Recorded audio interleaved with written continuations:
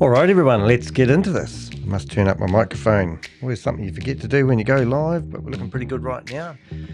What we're about to hear is one of the most unbelievable dispositions I've ever watched. In fact, it's my very first one. I've sat for hours in courtrooms in the past and listened to people who have come up who've been charged with dubious crimes, because I used to live about 300 meters away from the courthouse. But this one was different, and I want to share it with you. This story is of Scott Morris, a name that I'm not even familiar with, a man who called himself a passive income expert. Now, that's something that I am familiar with. I meet them every day online, normally in a Zoom meeting, telling people that they must buy or promote or recruit people so they get that passive income that everyone dreams about that you see on Instagram. It's also a story about Brandon Williams, which you may know of as the Ponzi Patrol. And every now and again, I will put up a little wee logo like this when I'm going after people in Zoom meetings, and it has Ponzi Patrol. No relation, but I actually must admit I did like the name Ponzi Patrol when I'm going after these Ponzi scams. But I'll take that off for now. So, who calmly and methodically and professionally dismantled every lie ever over 4.5 hours of pain. Sorry, I've got to read that again. It's over 4.5 painful hours under oath with a court reporter tapping every single word. It's all there, no edits, no filters, just reality. And at one point in his own recording, Scott Morris actually said he's going to rip his balls off, and he played that in the courtroom, well, in the whatever room they call it, the disposition room. Yes, that was his words, captured in his own voice, couldn't deny it. He had to ask him what he actually meant by that. That line wasn't a mistake. It was anger, ego, and ignorance rolled into one. And it shows you exactly what happens when someone who's built their image of lies finally starts losing control. But, ladies and gentlemen, this isn't entertainment. It's a testament to what happens when you try to intimidate someone who's exposing a scam. And it's right up my alley, this one, and hence why I want to do a video about it. You can't threaten your way out of the facts. You can't silence someone who has the evidence. And I want you to think about this as we go through the story. What would you do if you were me and people threaten you? You know what I'm saying? If someone started threatening you, mentioning your family, trying to scare you off, would you back down? Or would you take the legal route and hold them accountable? And this is the thing that a lot of my fellow scam busters, we all do. We use often investigations. We don't do any hacking. We don't do anything illegal. We do everything above board. So when people go over and break the law and threaten us with grievous bodily harm or intimidate us, we can actually use the law. We've got nothing to hide. But it's fun when you see the scammer in the courtroom having to be accountable. So, would you back down, or would you take the legal route and hold them accountable? That's what this live is actually all about. It's not just another video. It's a real world example of what happens when ego meets evidence and the record doesn't lie. So stay with me. We're going to read this full episode, and it's called Brian Williams Exposed Scott Morris, Ponzi Patrol's 4.5 hours disposition that spoke for itself. We'll walk through it together, moment by moment, as the truth unfolds in real time. Now, first of all, before we get started, let's have a look just at a glimpse of who we're dealing with here, and I'll press play so we don't have it blurry. We are now on the video record. The time is 10:25 a.m. on September 4th, 2025. This is the videotape deposition of Scott Morris in the matter of Brandon Williams versus Scott Morris, case number 452024 CA000307 CAA XYX. The Right, reporter. so I don't think we're going to sit here and go through 4.5 hours of that. So what I've actually done is I've done some very clever technology here. I've actually gone through and I've got a blog. So I'm going to put the blog into the chat room, so you can all click on it and go there if you want. Also, the link to this blog is actually... Can you shut up? The dog's barking outside. He's been very naughty.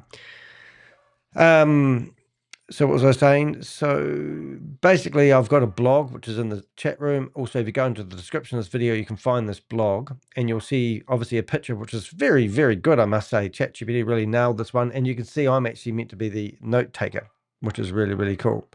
So I'm just going to shut the dog up, and I'm going to come back in a second, and I'll let you listen to it just a few minutes while I shut the dog up. Won't be a sec. Is Kimberly Boyd. The videographer is Andrew Keller.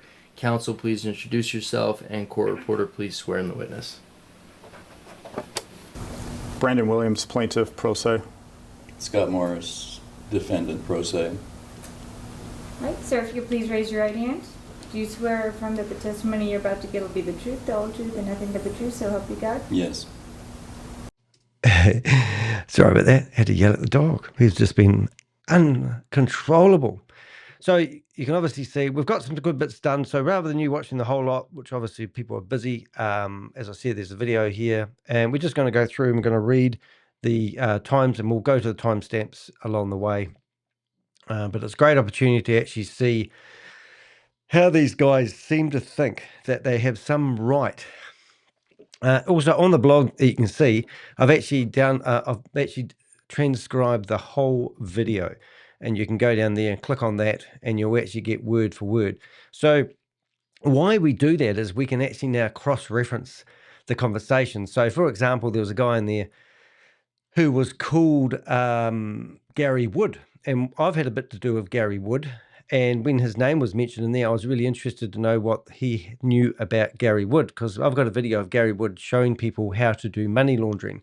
So if you're watching this Ponzi Patrol and you want a video of Gary Wood showing people how to do money laundering, I've got that video, and it's quite a breathtaker. All right, so as we said, we're into the first paragraph, so let's read through it and see what I've got for you. I spent an entire afternoon watching what can only be described as a masterclass in patience, 4.5 hours of a self-proclaimed passive income expert trying to talk his way out of his own words, while Brandon Williams from Ponzi Patrol calmly dismantled every excuse with surgical precision.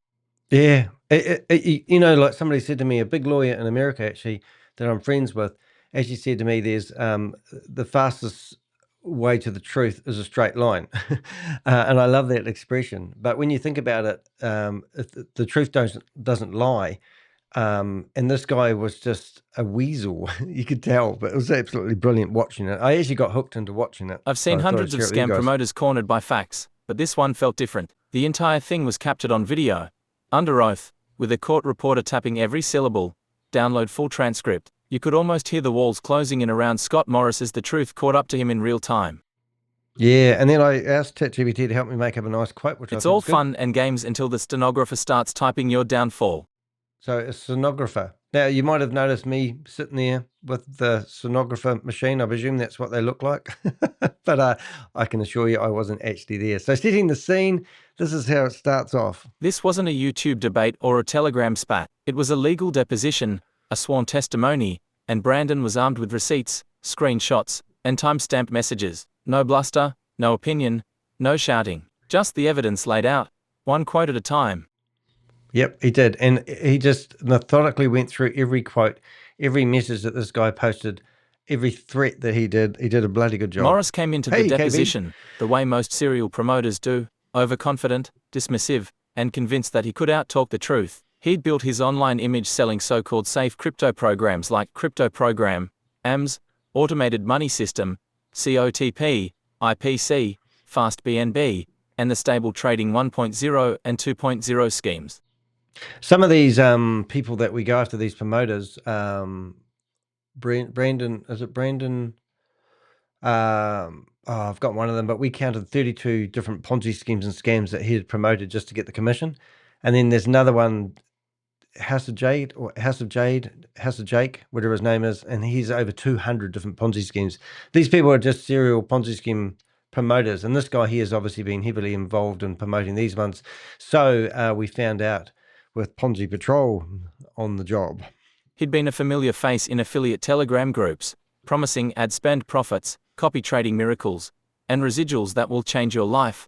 The problem was that every single one of those programs turned out to be a Ponzi, and instead of apologizing, he doubled down, blaming critics like Brandon Williams for causing people to lose money. I know, it's always point the finger at the person that's trying to save the people from the money. It's absolutely ridiculous. You know, these guys claim they're wealthy. This guy here claims he's wealthy and he's cost him millions. But here they are hanging out Telegram groups trying to defraud people. These truly are the bottom feeders on the planet. They're disgusting individuals. So I love seeing them cornered in the, let's call it a courtroom.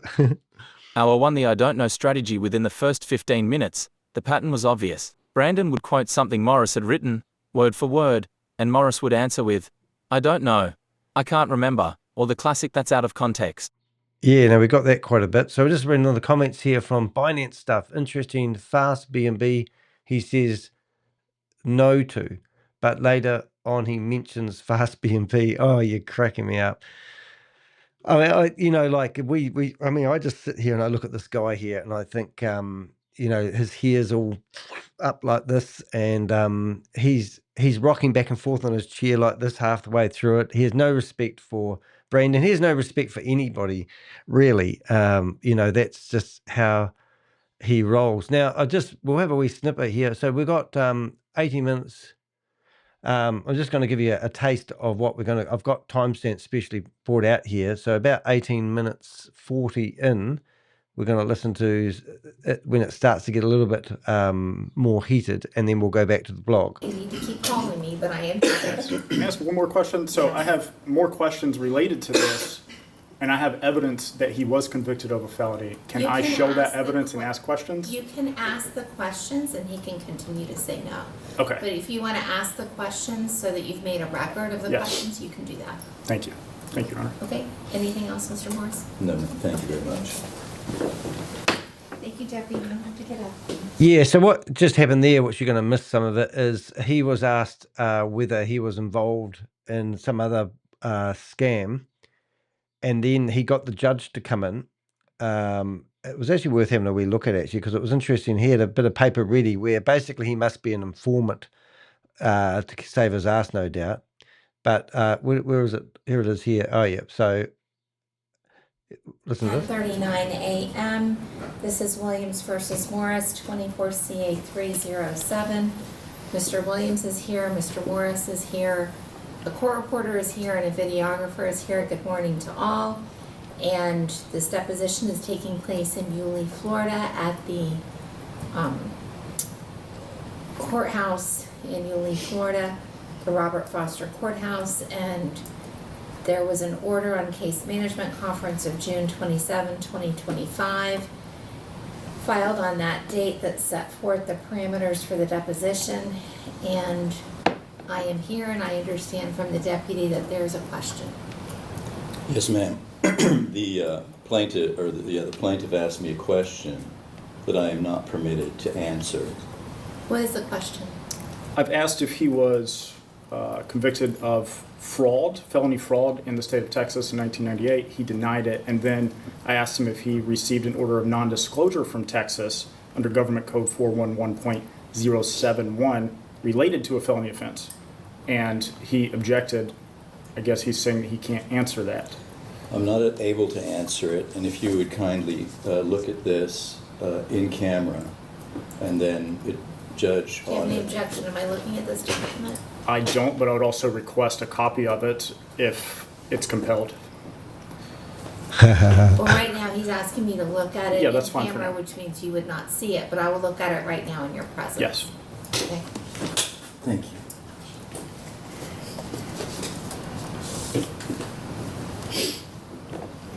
So, I don't want the video to show the document.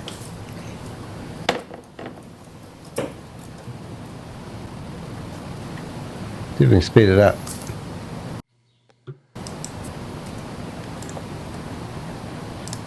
We might speed this up a bit.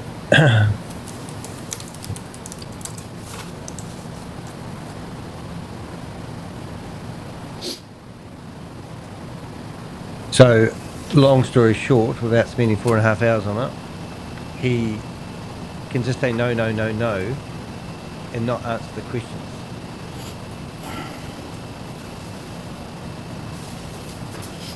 Okay, I understand the situation. I'm handing this back to you. Thank you, ma'am. Okay, so he doesn't have to testify further about that. Okay. Got it. Okay, does that take care of that? I don't know if this is a question you can answer, but he's denied having a felony when he does. Is that, is he able to deny that? Even though he has a felony? He is permitted under law to answer that it.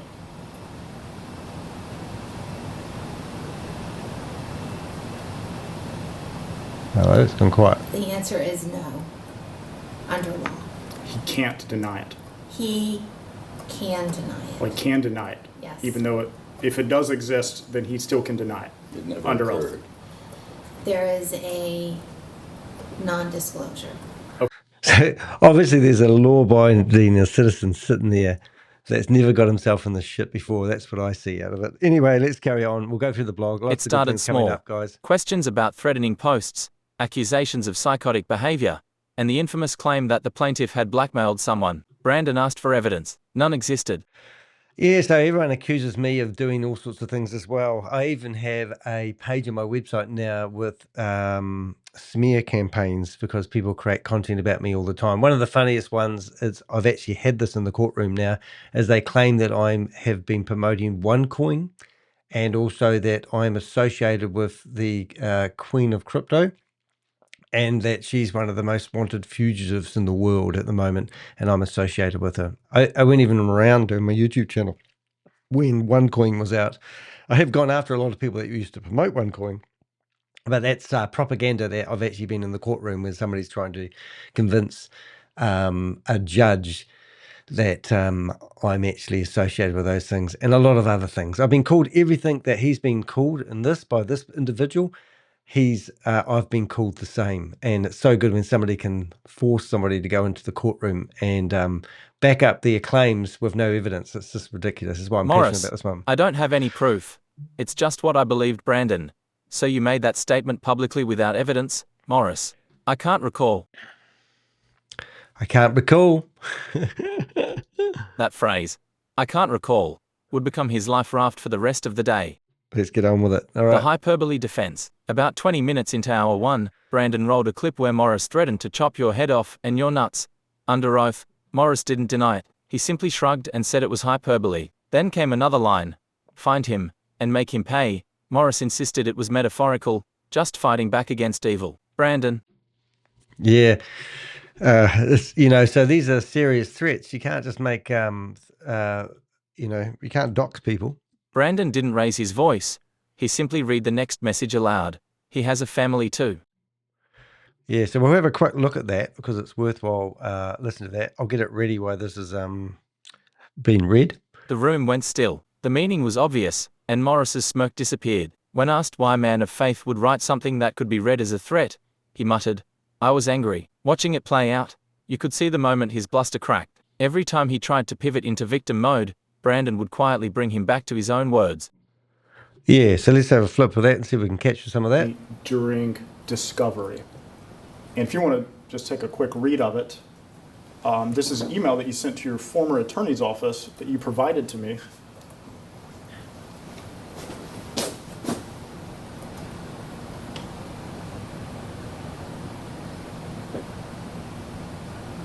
I'll go forward. Testimony here is that you misspoke to your attorney whenever you said that you had an order of non-disclosure for a felony. I misspoke when I said that I had been convicted. Here it says that you pled guilty to a felony.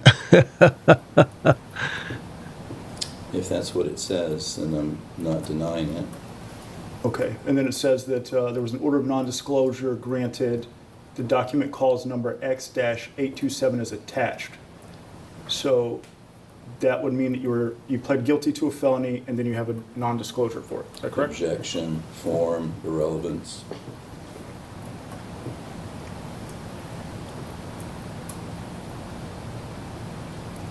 Was that a felony conviction for fraud? Objection.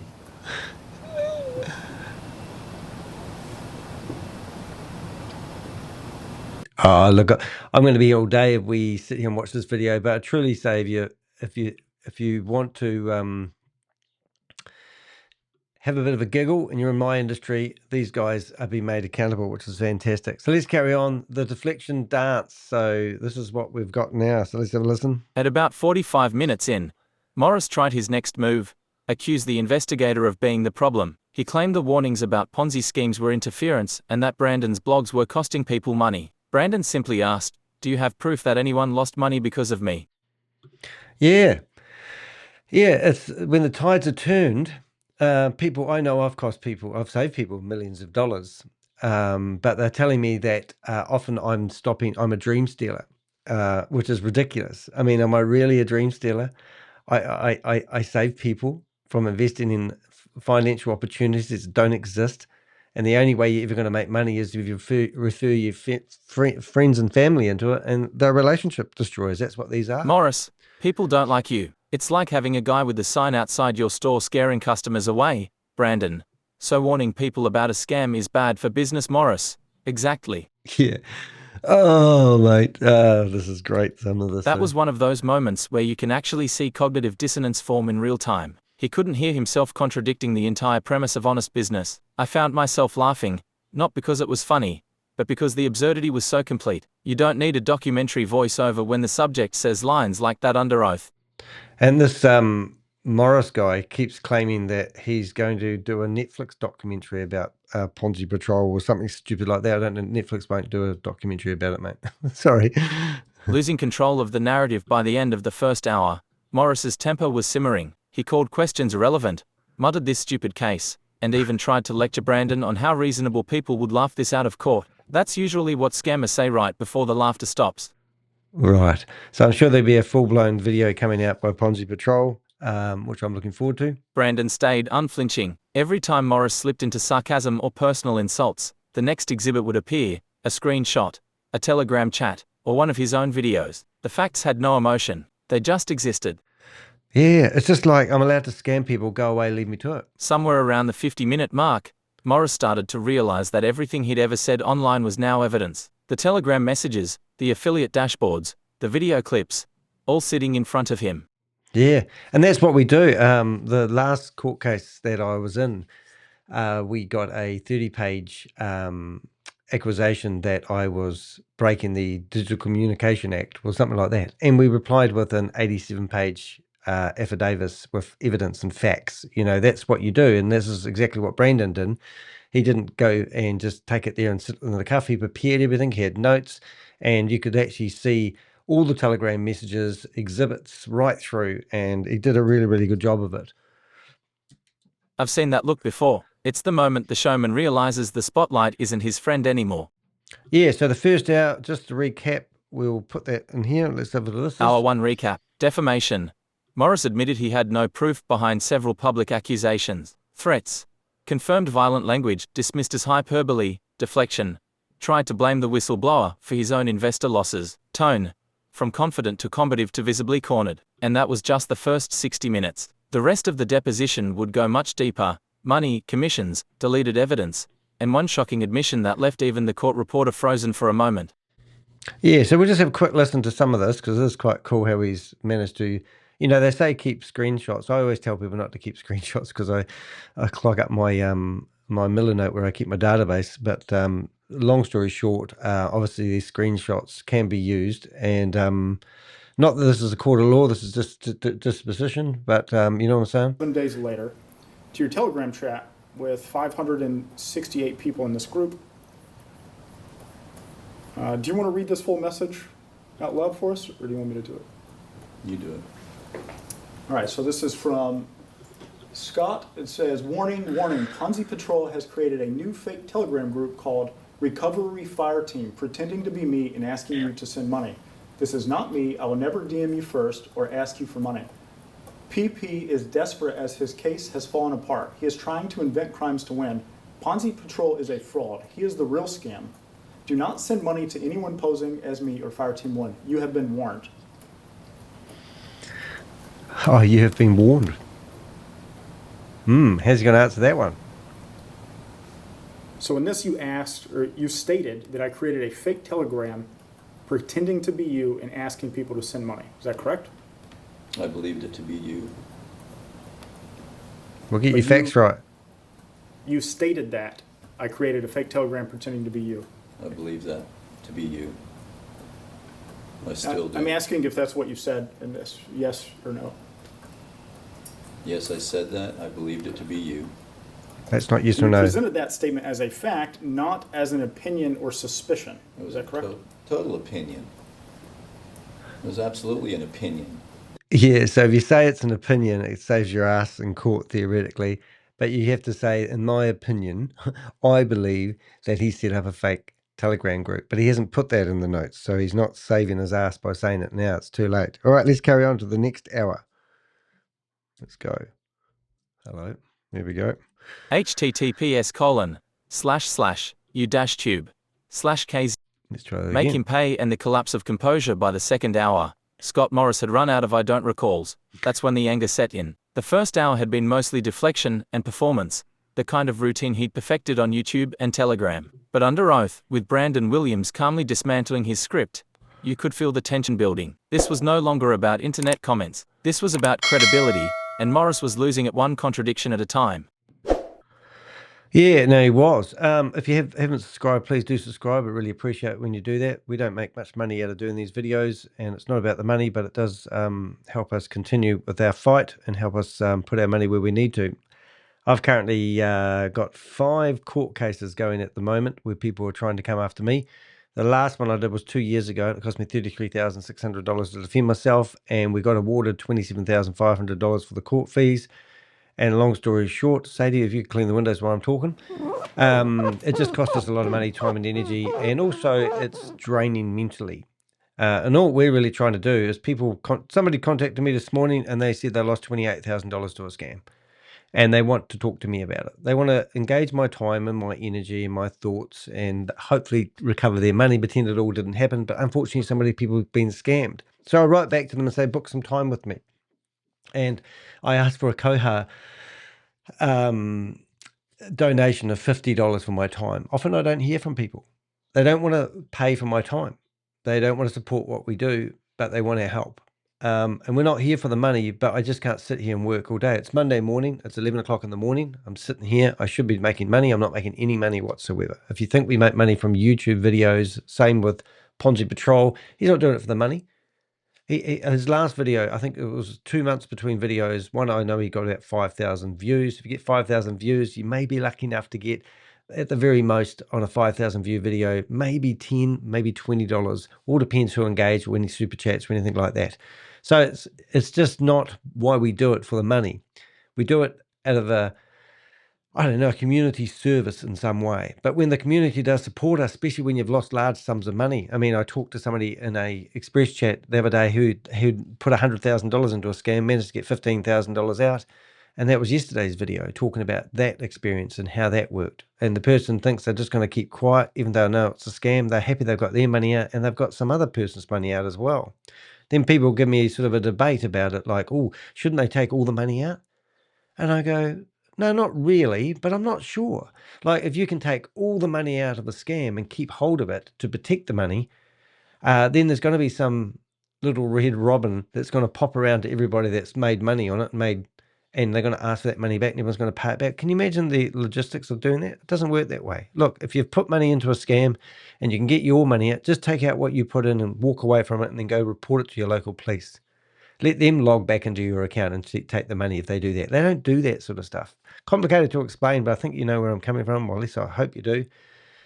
So, now, did I write that? I'm talking too much. I've lost my way and I don't really want to read it again, but we're going to, just to make sure I don't miss any bits. By the second hour, Scott Morris had run out of I don't recalls. That's when the anger... No, we have read that. Sorry about that. 2 hours in, when the threats hit the transcript. Okay, when the threats hit the transcript, roughly an hour and 15 minutes into the disposition, Brandon pulled off one of the Morris's message to his followers. Find him and make him pay. He has a family too. I mean, that there is just, like, really, what was he trying to insinuate with that? So I think we've got that around about here. I'll see if I can put it on. And the reason is because I would need to look at the context, the full context of the of the chats. I haven't seen that. In this, Did we just see the full context or not? They were your full messages, full voice messages in response to people. Did we see I that? answered the question to the best of my ability, move on. The defendant has asked the question whether the plaintiff is impersonating him. Did you see any questions here in any of the previous 4 exhibits? It's assumed that it's a question or a supposition or an opinion. My customers understand the battle that you and I have had going on, and assumed that it was my opinion because I had stated it that way on 100 other occasions, which you chose not to cherry pick. Can you provide evidence of any time that you ever speculated or asked a question? Not this moment, but I have them all over the place, and they're in evidence. I have asked you to produce that in request for productions, and I've never been given anything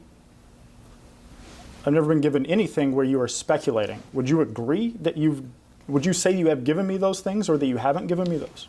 I have no idea if I've given them to you or not given them to you. Did you just claim that they were in evidence already? I believe that they're in evidence. They're either in evidence or testimony or... Whenever you say in testimony, what would you mean there? When you and I are chit-chatting with the judge in a hearing. No, I'm asking about Confirming. evidence. Evidence of you speculating or asking a question. Yeah, it exists. Whether or not you have it or not, I don't know. We've got 220 documents on the docket that you're responsible for. I can't keep up. Good. So, Well, you might have to watch what you say from now and then, if I won't you? haven't produced it, it's because I haven't had an opportunity to produce it yet. It's available. I know that I've said them. Are you saying that you haven't had the opportunity to produce statements related to me in this lawsuit? I'm saying that what you're asking for, I may or may not have already produced. I don't know. I don't recall. I have other things going on in my life, unlike you. This is it. This is your life. You're going to live and die by it.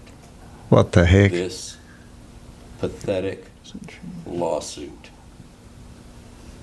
You've made it your life's work. Can we show Exhibit 77? Have a drink.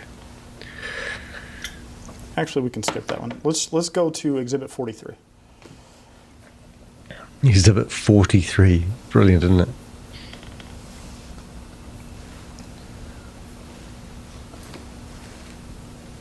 So here I'm just going to read like the first 6 or 7 lines just to get to the part that I want to talk about. Ponzi parole, so misspelled, but Ponzi patrol is evil, and he has weak evil people who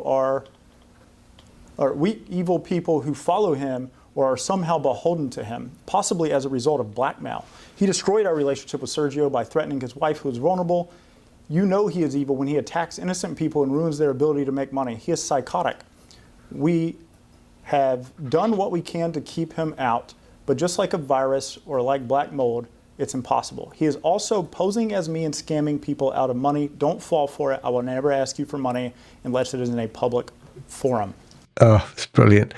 We did a Goliath video yesterday, mate. You go back and watch that one if you want. There's a whistleblower that has a big whistle. You'll see a thumbnail with a big whistle on it. That was yesterday's video, but this one's a bit different.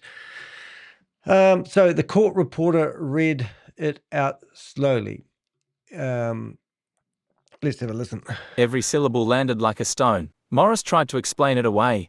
That was about serving papers. Brandon leaned forward. You didn't have a lawsuit filed at that time, did you? Morris paused. No.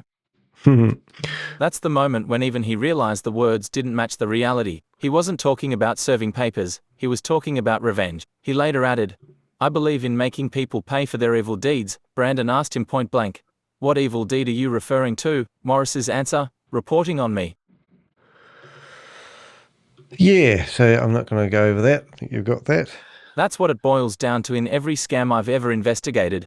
The moment a promoter mistakes journalism for evil. Yeah, I don't know why we're not allowed to report them We're not allowed to question what they're doing. They never provide us any evidence of anything that they are promoting that's true and genuine. We call it a Ponzi scheme. This is why we're talking about Ponzi Patrol, because he goes after Ponzi schemes like me. And what do we get? We just get ridiculed, and they try to point the finger back at us. And then they make claims that they're going to come after us and do grievous bodily harm. And then when they're made accountable, they can't recall. The family comment. When Brandon asked why Morris mentioned his family, he tried to play dumb. He said he didn't mean it as a threat, just a statement of fact. But you can't unring that bell. Everyone in the room knew what it meant. It's the oldest intimidation tactic in the book. Mention someone's family, then act like it's harmless. And it never works in a legal setting. Brandon didn't bite. He didn't need to. The record already spoke for itself. Yeah, so there he is. They go after your family. They go dirty, we go legal. That's the difference.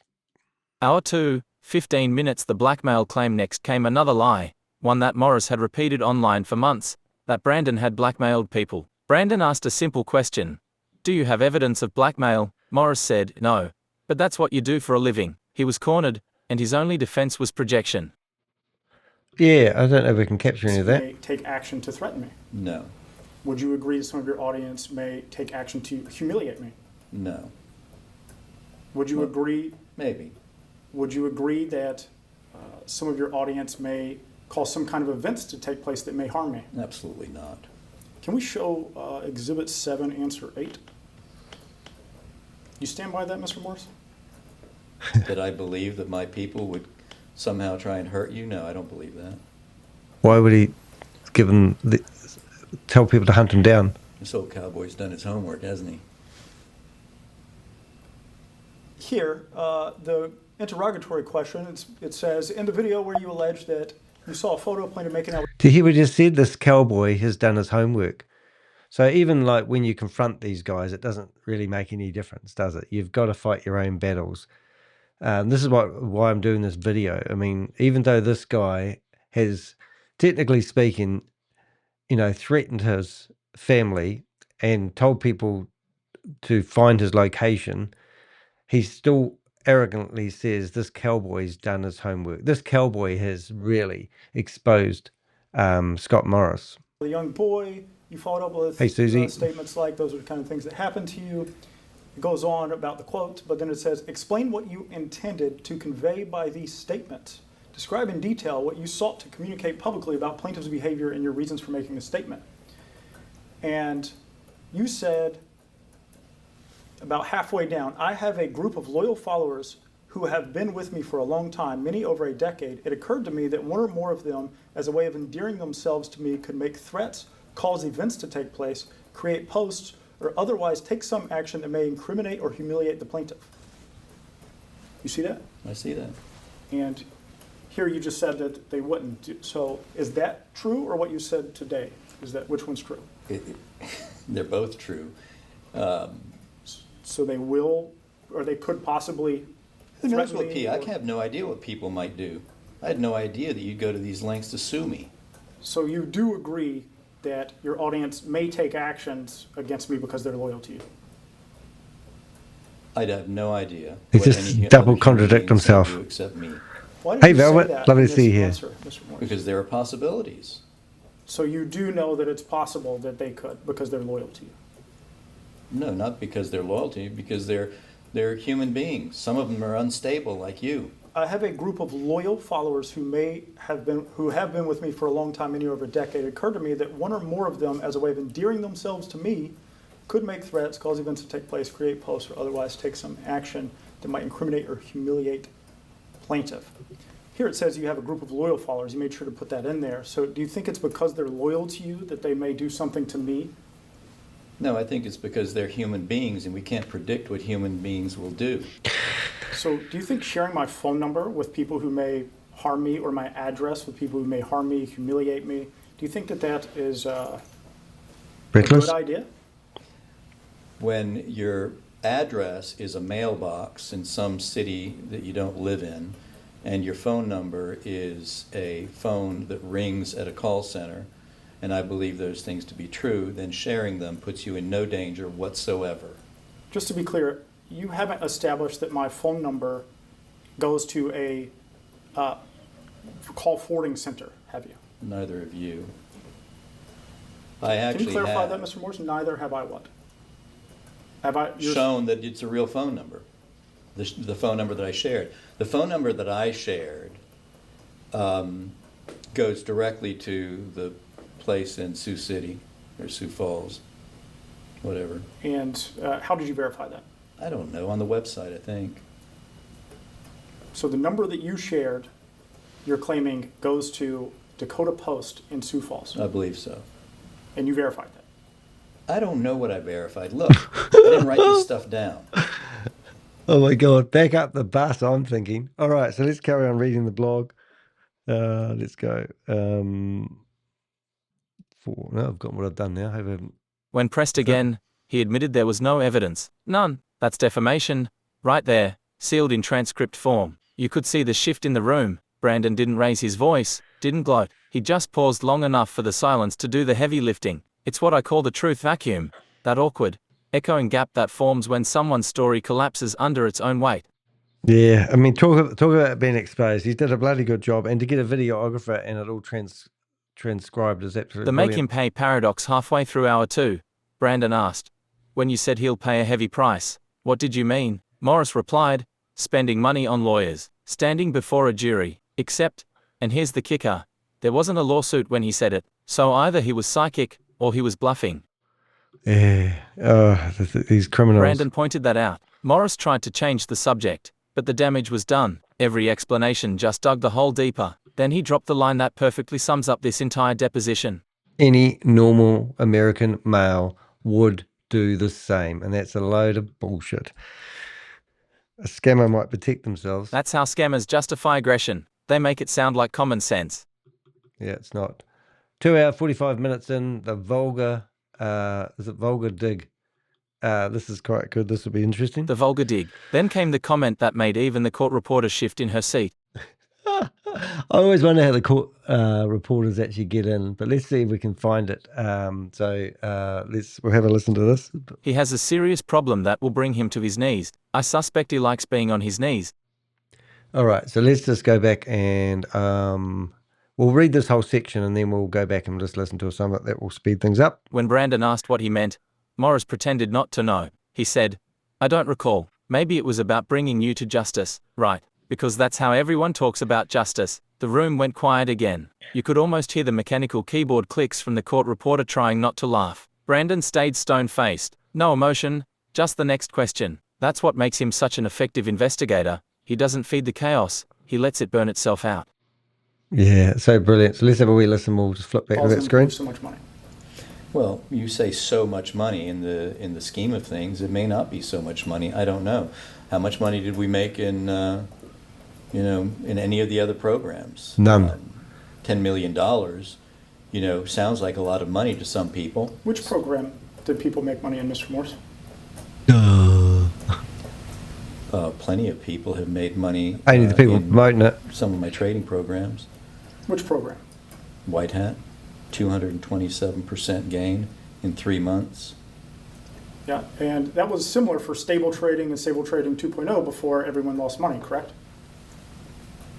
Well, you have to quantify that, all right? Because if a person puts in $1,000 and we trade it, and in month 2 they have $2,000, they have a choice to make. They can continue compounding their money, or they can take out their seed capital and be made whole. Most people, most investors, high risk takers, choose to compound their money. Why do you continue to promote passive income investments outside of the trading to the public, even though it seems to be causing everyone to lose money? I haven't promoted a passive income program, I think, in over a year. Why is that? Because people lose money. I don't do that anymore. I don't Because want people to do lose it money. anymore. I'm focused on my core business, which is trading. Is it because there were Ponzi schemes? I don't know that I've ever been involved in a Ponzi scheme. Oh my God. Do you think if your followers would have listened to me instead of you, they wouldn't have lost money in crypto program? I think if my followers listened to you, they'd all be sitting in rocking chairs doing nothing. And he's rocking Sorry, in ask his Mr. chair. Morris. If your followers would have listened to me instead of you, they wouldn't have lost money in crypto program. Would you agree? Unlike you, I'm unable to predict the future of a business proposition. You seem to have this incredible... So that's not what I asked. If your followers would have listened to me instead of you, they wouldn't have lost money in crypto program. Would you agree? It's yes or no? Oh, it depends. No, it's not a yes or no. It depends on when they came in. Did you come in at the very beginning of crypto program and Pyramid. start warning people? Did you come in the middle, toward the end? I don't know. I don't remember. Do you think that you just implied that it was a Ponzi scheme based on the timing of whenever you invest? No. You're asking me Exactly. if people in my group could have saved money if they'd have listened to you. I don't know when they might have started listening to you. If the lady who refinanced her home and committed suicide would have listened to me instead of you, she may be alive still, right? I don't know if that person was in my group. I don't think she was in my group. Exhibit. I think that was a urban legend. I don't know that that's true. I heard It is the true that story. you said that out publicly, though, correct? I've heard the story. If You're your the follow- one that brought that up, I believe. No, If your followers had listened to me, they wouldn't have lost their money in stable trading. Would you agree? no. You don't agree? I don't know what you said about stable trading. You know, at the top of my head, what caused people to stay in, not stay in. You've accused me of being a fraudster and a scammer ever since I was 12 years old. So I don't know how to answer that question. Can you name a scenario where I warned someone that something was a scam and I was wrong? Good question. No, I can't name something off the top Hey, of my Clint. head. Nice to see you, mate. Are you saying that I've been correct so far of calling everything a scam? Just ignore the things I've said about you, but all the other ones. Are you saying that you agree that I've been right about those? I can't quantify that. I think a lot of times after the fact, after a business collapses, you come in like the white knight and you have been correct. I'm correct. I'm correct in the stock market every single day, the day after. So I don't know how to answer that question. Can you name a No, he's just saying it. You know, Susie summed that up quite nicely. It said what did you say, Susie? He says they think they're untouchable, these people. This is the horrible thing about it. So yeah, so let's carry on. We'll listen to more of the blog. Hour 3 The Ponzi Paradox. A little over 2 hours in, Brandon changed gears. He shifted from the threats to the money. That's when things really started to unravel. He brought up a message between Morris and his associate, Gary Wood, dated January 31st, 2023. Yeah, so that's where I got interested because Gary Wood, we've done videos about him. So this is Gary Wood here. And we've also done, if you go down here, I think it's only those two I've got. I haven't tagged everybody correctly. But if you go to SmartLab, now we actually took down SmartLab.International's website. And now they're telling everyone they need to, what are they telling everyone? They need to do KYC details so they can link back to their accounts because theoretically they've got. So if you went to SmartLab International, which is their website address is actually smartlab.international. You can see the website is no longer. That is our work. The Avengers have taken that website down. Gary Wood was randomly promoting. And in this video, we've got him actually teaching people how to do money laundering. And it's the crypto credible. Let's have a wee listen. In the United States, but I don't do withdrawals for the reason I just told you. But if I did do one, I would do it Saturday morning up until midnight. He doesn't do withdrawals. You see how they groom people into leaving their money in the platform? But if you do want to have a listen to that, go to the blog. The description of this blog that we're going through is, the link to the blog is in the description of the video you're watching right now. Go through there until you find Gary Wood. And if you want to, you can see the videos where in this video, he's telling people how to move their money. This one here, Mark Daly, was another funny guy. He promised that we were, he deleted his website because he was so worried that we were going to have a go at him and humiliate him. And then about 3 or 4 weeks later, we found him on the runway, getting on an airplane to go to the next Smart Lab convention. And this particular blog is actually breathtaking because it's actually, I'm just removing my image. It just shows you how bad these guys will go, what lengths they will go to literally scam people. So check that out. Anyway, so as I said, I brought up Gary Wood. So let's have a He listen. brought up a Hi, message Barker. between Morris and his associate, Gary Wood, dated January 31st, 2023. I still think it's a Ponzi all run by Ed, but we should get 2 years out of it. This line will go down in scam fighting history. You can see the exact moment Morris realizes he's been caught. The half-second pause before he blurts out, "It was just speculation. I was debating with a friend." Yeah, so if you're really into this stuff, you might want to watch this whole video rather than my Brandon didn't buy it. He pointed out that Morris had written "I still think," not "I wonder if." That's not speculation, that's belief. Morris tried to hide behind semantics, calling it fast-paced telegram shorthand. I actually laughed out loud watching that. Fast-paced shorthand doesn't change the meaning of the word believe. Yeah, I'm just going to see if I can actually go back to the original transcript, hopefully, without... I'm just going to see if I can do something clever, and I'll go back to where I was. I think I can find where I was. There I was. Is that a word? There I was. I think so. And I just wonder if there's a search function on this document. I just want to see whether how good wonder. It doesn't let you search the document. I might have to... Oh, yes, it does. Wonder if... Yeah, so unfortunately, all this document here is in minutes, not hours. But if you did want to, you could literally search the whole transcript. So you could actually go Gary Wood, and if a bit of luck, I don't know that's going to work, is it? Oh, there it is, Gary Wood. Oh, Gary's got one C. But you could go through here and you could read the whole, every bit of transcript. So it's really good. So if you have any questions, what you could do is you'd need to break this 114-page transcript into 4 different parts, load it into ChatGPT, and then ask it to cross-reference information. And that's exactly how I actually made this this blog. So let's go to the next section.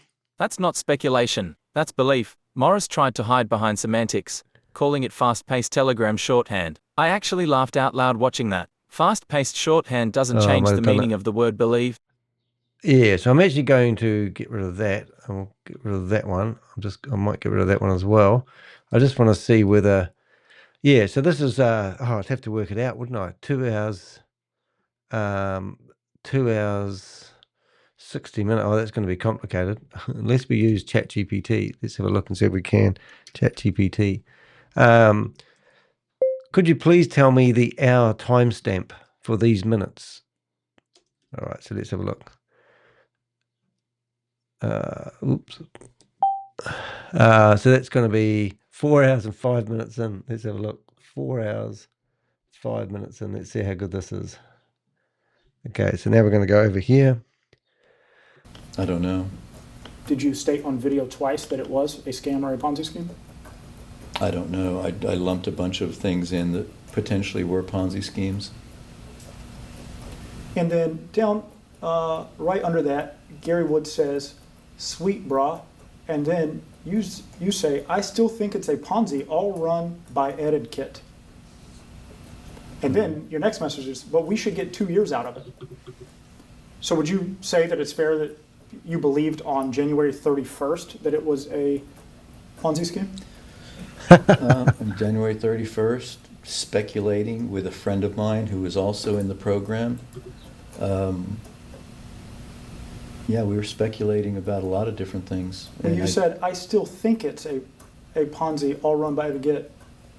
You weren't really asking questions there. You were saying what you thought, what you believed, correct? In a fast-paced Telegram chat, is that Telegram? It's a Telegram chat. You know, it's you can accept that it's possibly shorthand. You know, I'm not writing a thesis here. And this is the crazy thing about Telegram. People think that because Telegram, you can hide your identity, you can say what you like, and you won't be held accountable. And this is a great example of him being held accountable.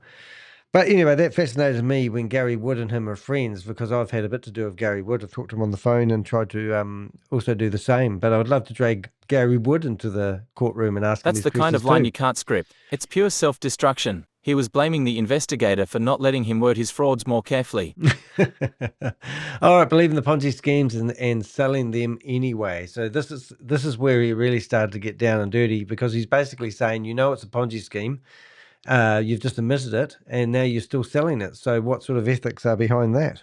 Brandon asked, Do you believe today that crypto program was a Ponzi scheme? Morris answered, I don't know. I think it was a trading PAM. A minute later, Brandon read another quote where Morris said, I still think it's a Ponzi all run by Ed. When asked what new information changed his mind, Morris said, I don't know. Brandon asked again, what confirmation did you receive that proved it wasn't a Ponzi scheme? Morris paused. None. There it was, the heart of the entire case.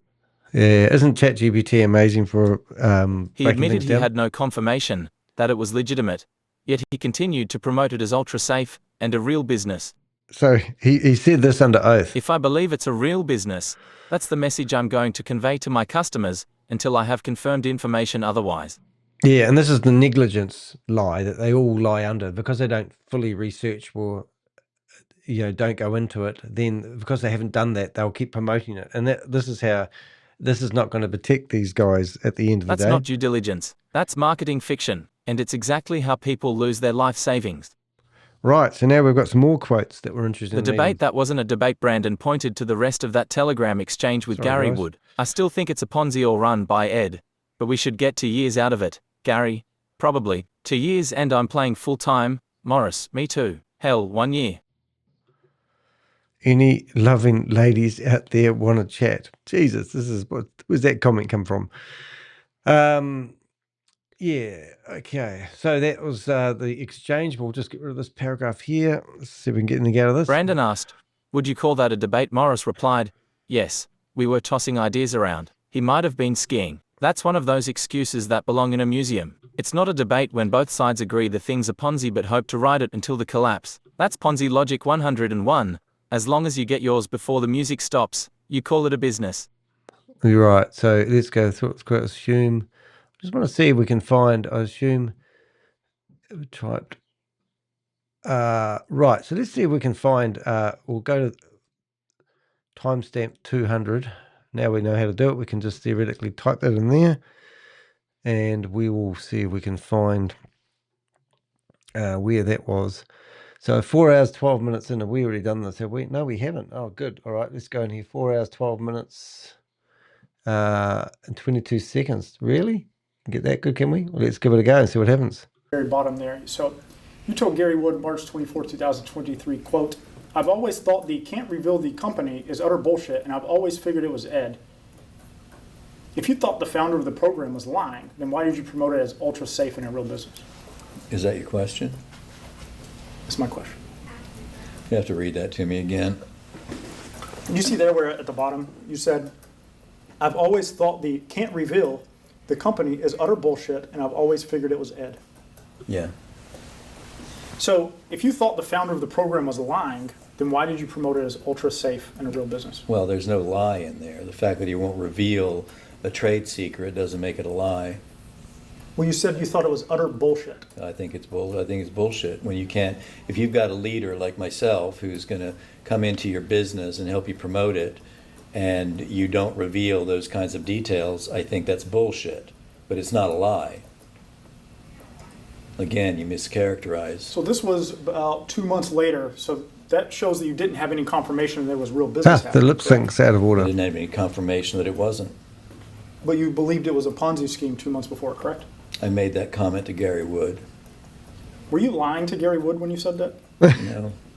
You were telling Oh, the he's truth? asked you some brilliant questions. But yeah, so that's this next part of the meeting, which is this. Around the 3-hour, 40-minute mark, Brandon produced another message. I've always thought the can't reveal the company line is utter. I've always figured it was Ed. Brandon asked, if you thought the founder was lying, why did you keep promoting it as a real business? Morris said, that's not a lie. Not revealing a trade secret isn't lying. Yeah.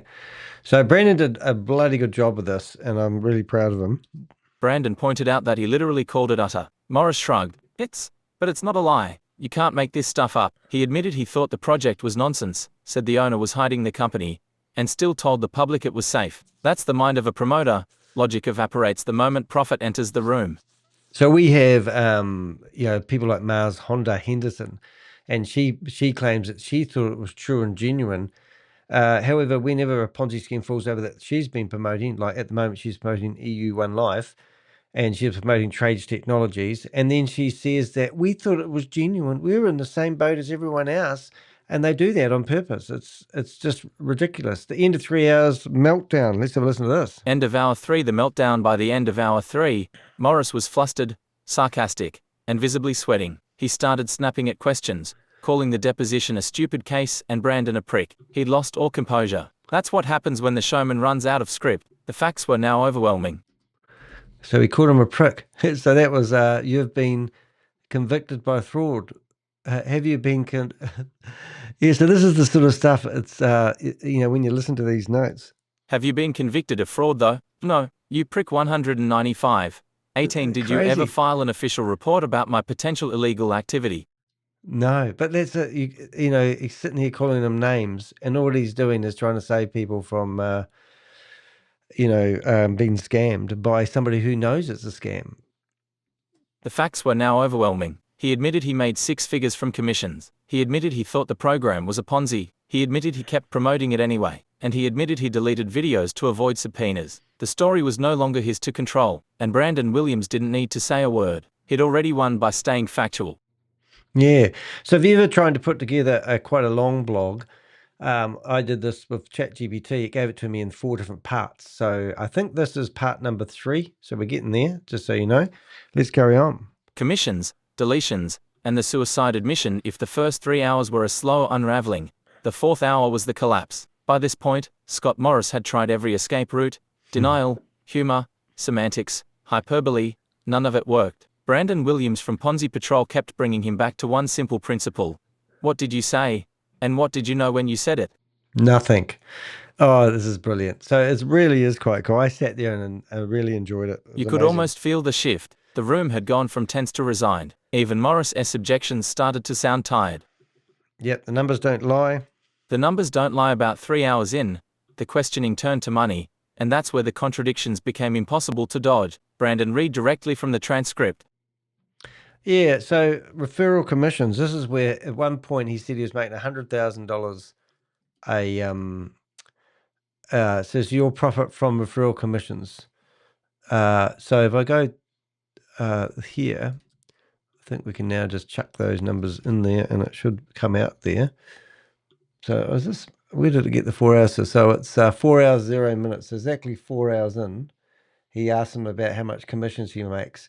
And this is how these guys promote. So they don't care what the product is, because that's not relevant. What they do care about is the fact the commission they get of some unsuspecting victim. No, I don't think anything to do with my business is relevant to this case. Do you promote the same things to your email list as you do on your YouTube channel? Sometimes. So has anyone got his YouTube channel? You profit from referral commissions. Here we from go. some of these passive income schemes, correct? Sometimes I have in the past. Huh. How did Crypto Program allegedly make money? By ad media spend. Was there allegedly a back-end company generating the profits? Yes. My understanding is that there was a company generating the profits through Google Ads. Were you able to verify the Crypto Program was actually investing the money, or that No. there was actually a back-end? No? No. Around how much did you profit from Crypto Program AMS? I don't know. Was it, say, $100,000 a month at one point? At one point. 100,000 a month. How much did you personally invest in Crypto Program? Personally. None of your business. Objection. Was it $3,000? Object. No, it's a lot more than that. Can we show Exhibit 67, please? It was more than $3,000 that you personally invested, Mr. Morris? Yes.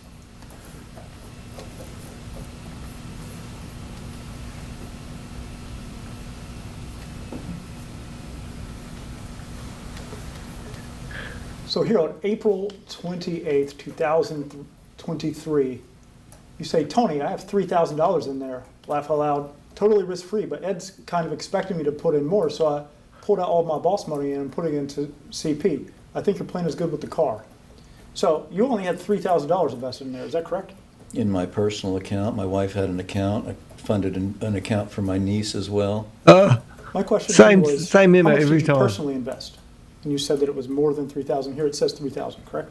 I had $3,000 in my personal account with my name on it But you were earning $100,000 per month, is that correct? in affiliate fees, yeah. Oh my God. So most of your profits came from commissions, right? Oh, that's what you said, Susie. Most of your profits came from commissions, correct, Mr. Morris? That's Of course. where all the money comes from every single time. Yes. Invested 3,000. You never invested And six making- figures in a crypto program, did you? No. Objection, irrelevant. All your questions are irrelevant to your stupid case. Oh my God, what a fish face. You didn't invest more Bottom in feeder, the crypto eh? program because you believed there was a Ponzi scheme run by Ed Zimbardi and his girlfriend at the time, Brigitte Nagel, correct? Objection, irrelevant, not true. I never knew that it was a Ponzi scheme. To this Did you day, believe I that- don't We just know. said to Gary I Wood. don't know it's a Ponzi scheme today. Is it the same one he's Neither do talking you. Did you believe that it was a Ponzi scheme? There was a point at which I suspected it was, Oh. it could be.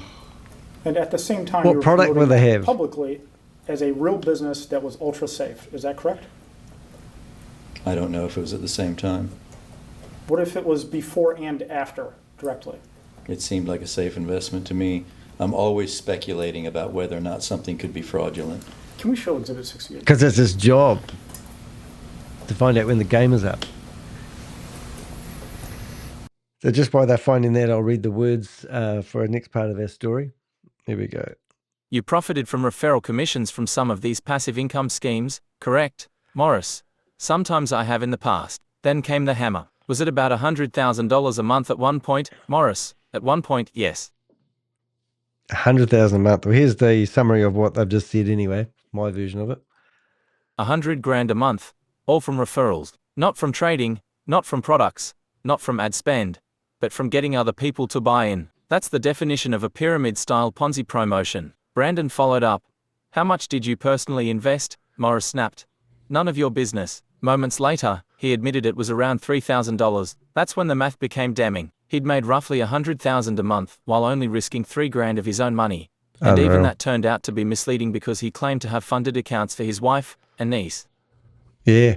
So that's basically what we did. So Brandon wasn't having it. So you personally invested $3,000, but were earning $100,000 per month. Morris, it's in affiliate fees. Yes. So where are those affiliate fees coming from? Recruitment. Isn't that crazy? Every scam investigator in the world could have stopped the tape right there. The scheme wasn't investment. It was recruitment income dressed up as trading profit. Yeah. And remember, I used ChatGPT to write these blogs for me, even though I know how to load them in and ask the questions to get the good blogs out. Originally, this blog came out and it was around about maybe 3,000 words. And I said, that's not good enough, ChatGPT. I want a 10 to 12,000 word breakdown of this entire video.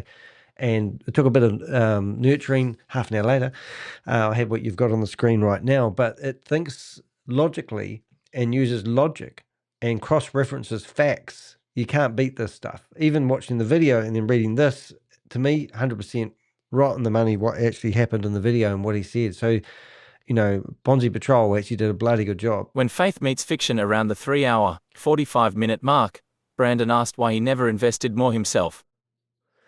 Yeah. Why didn't you invest more yourself? What a good question. You didn't invest more because you believed it was a Ponzi scheme, correct? Oh my goodness. Oh, we're probably going to hear that in a second.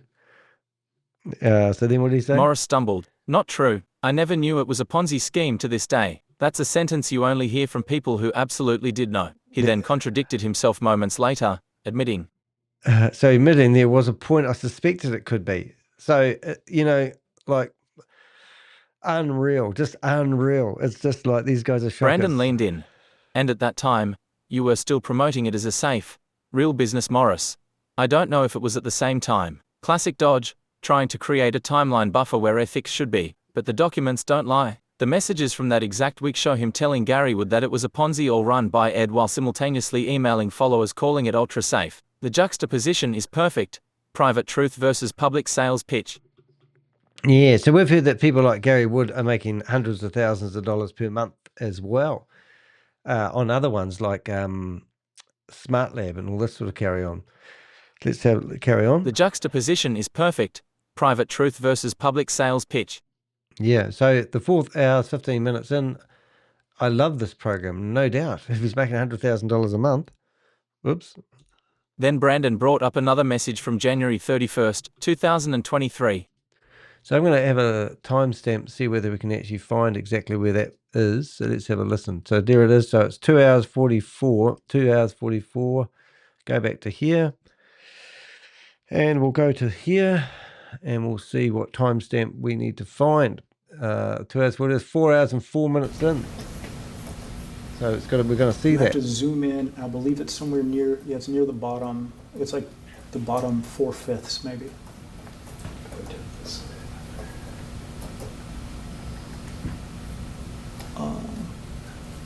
Scroll down just a little. Yeah, right there. So here we go. this is a conversation between you and Gary Wood on January 31st, 2023.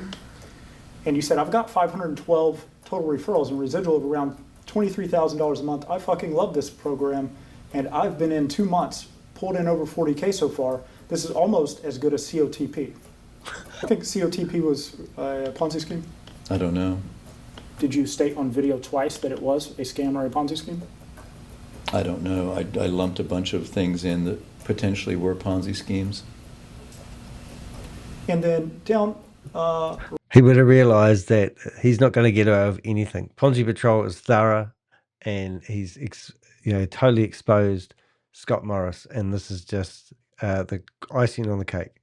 right under that, Gary Wood says, sweet brah. And then you say, I still think it's a Ponzi all run by Ed and Kit. And then your next message is, but we should get 2 years out of it. So would you say that it's fair that you believed on January 31st that it was a Ponzi scheme? On January 31st, speculating with a friend of mine who was also in the program. Yeah, we were speculating about a lot of different things. And you said, I still think it's a Ponzi all run by the Git. You weren't really asking questions there. You were saying what you thought, what you believed, correct? In a fast-paced Telegram chat, is that Telegram? It's a Telegram chat. You know, it's you can accept that it's possibly shorthand. You know, you're. I've heard that bit before. So I'm a bit curious who it is. Is that somebody else we don't know? Is that somebody from somewhere?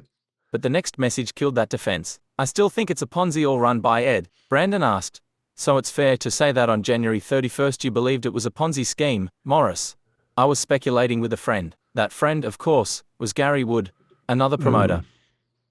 Brandon pressed again. You weren't asking questions. You were making a statement of belief. Morris snapped back.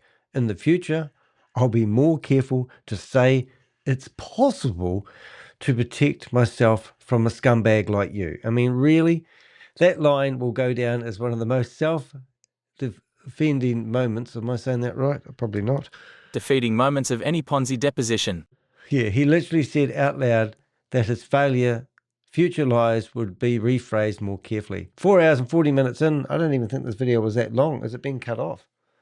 It's not even that long, this video, so I don't even know how that actually worked. I don't know why it's saying 4 hours, 40 minutes in. But anyway, I think my timing's a bit out. As the 4th hour rolled on, Brandon introduced one of the most incriminating clips. Okay, so let's have a look and see if I can actually find the clip, because it's actually quite, well, I shouldn't say funny, but it was funny. But let's have a look and see if I can actually find it. Myself, I have deleted, let's have a look at that name. Let's see, Jammy. So that's 92. Where else? Jammy there. So it must be, I don't know what's going on with that video. I must have done something wrong. Well, because that's actually gone back to a different time. Because I wanted to see if I can play that clip. 3 hours and 55 minutes in. 3 hours 55. We might be able to hear. Oh yeah, I think this is the recording. So let's have a listen. Oh, here we go. This a bit of action for you. Put something better on the screen than this. Here we go. Listen to this one. % sure. Knowingly? Of course not. Do you teach others how to make money in pyramid schemes or scams on YouTube? No. Can we No. show Exhibit 62, please? Here we go.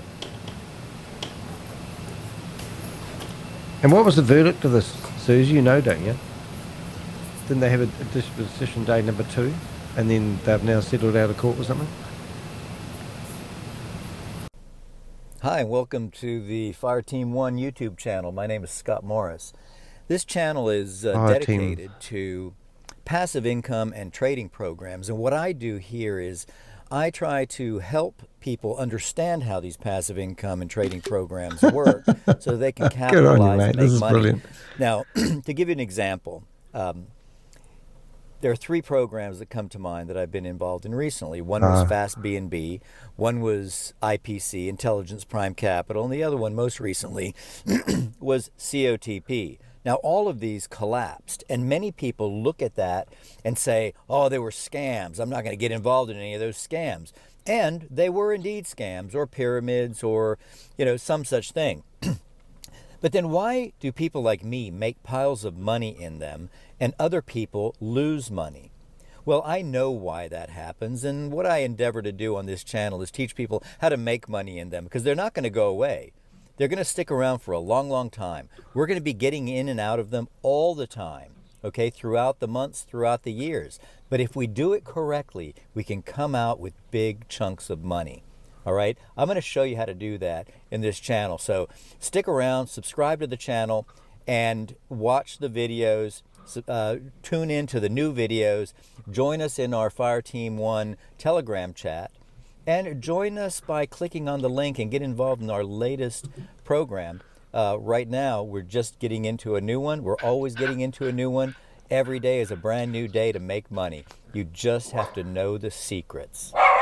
Oh my goodness. So, Mr. Morris, do you teach others how to make money in pyramid schemes or scams on your YouTube channel? No.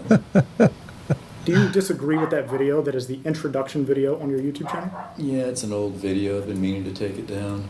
So at one time, you did teach others how to make money in pyramid schemes or scams on your YouTube channel, correct? No, what I do, and what I was talking about there, is I teach people how, because people are going to get involved in them, I teach people how to protect themselves. Do you think that it's fair to say in that video you said that you would teach people how to make money in them? I did say that, and I just explained what I meant by it.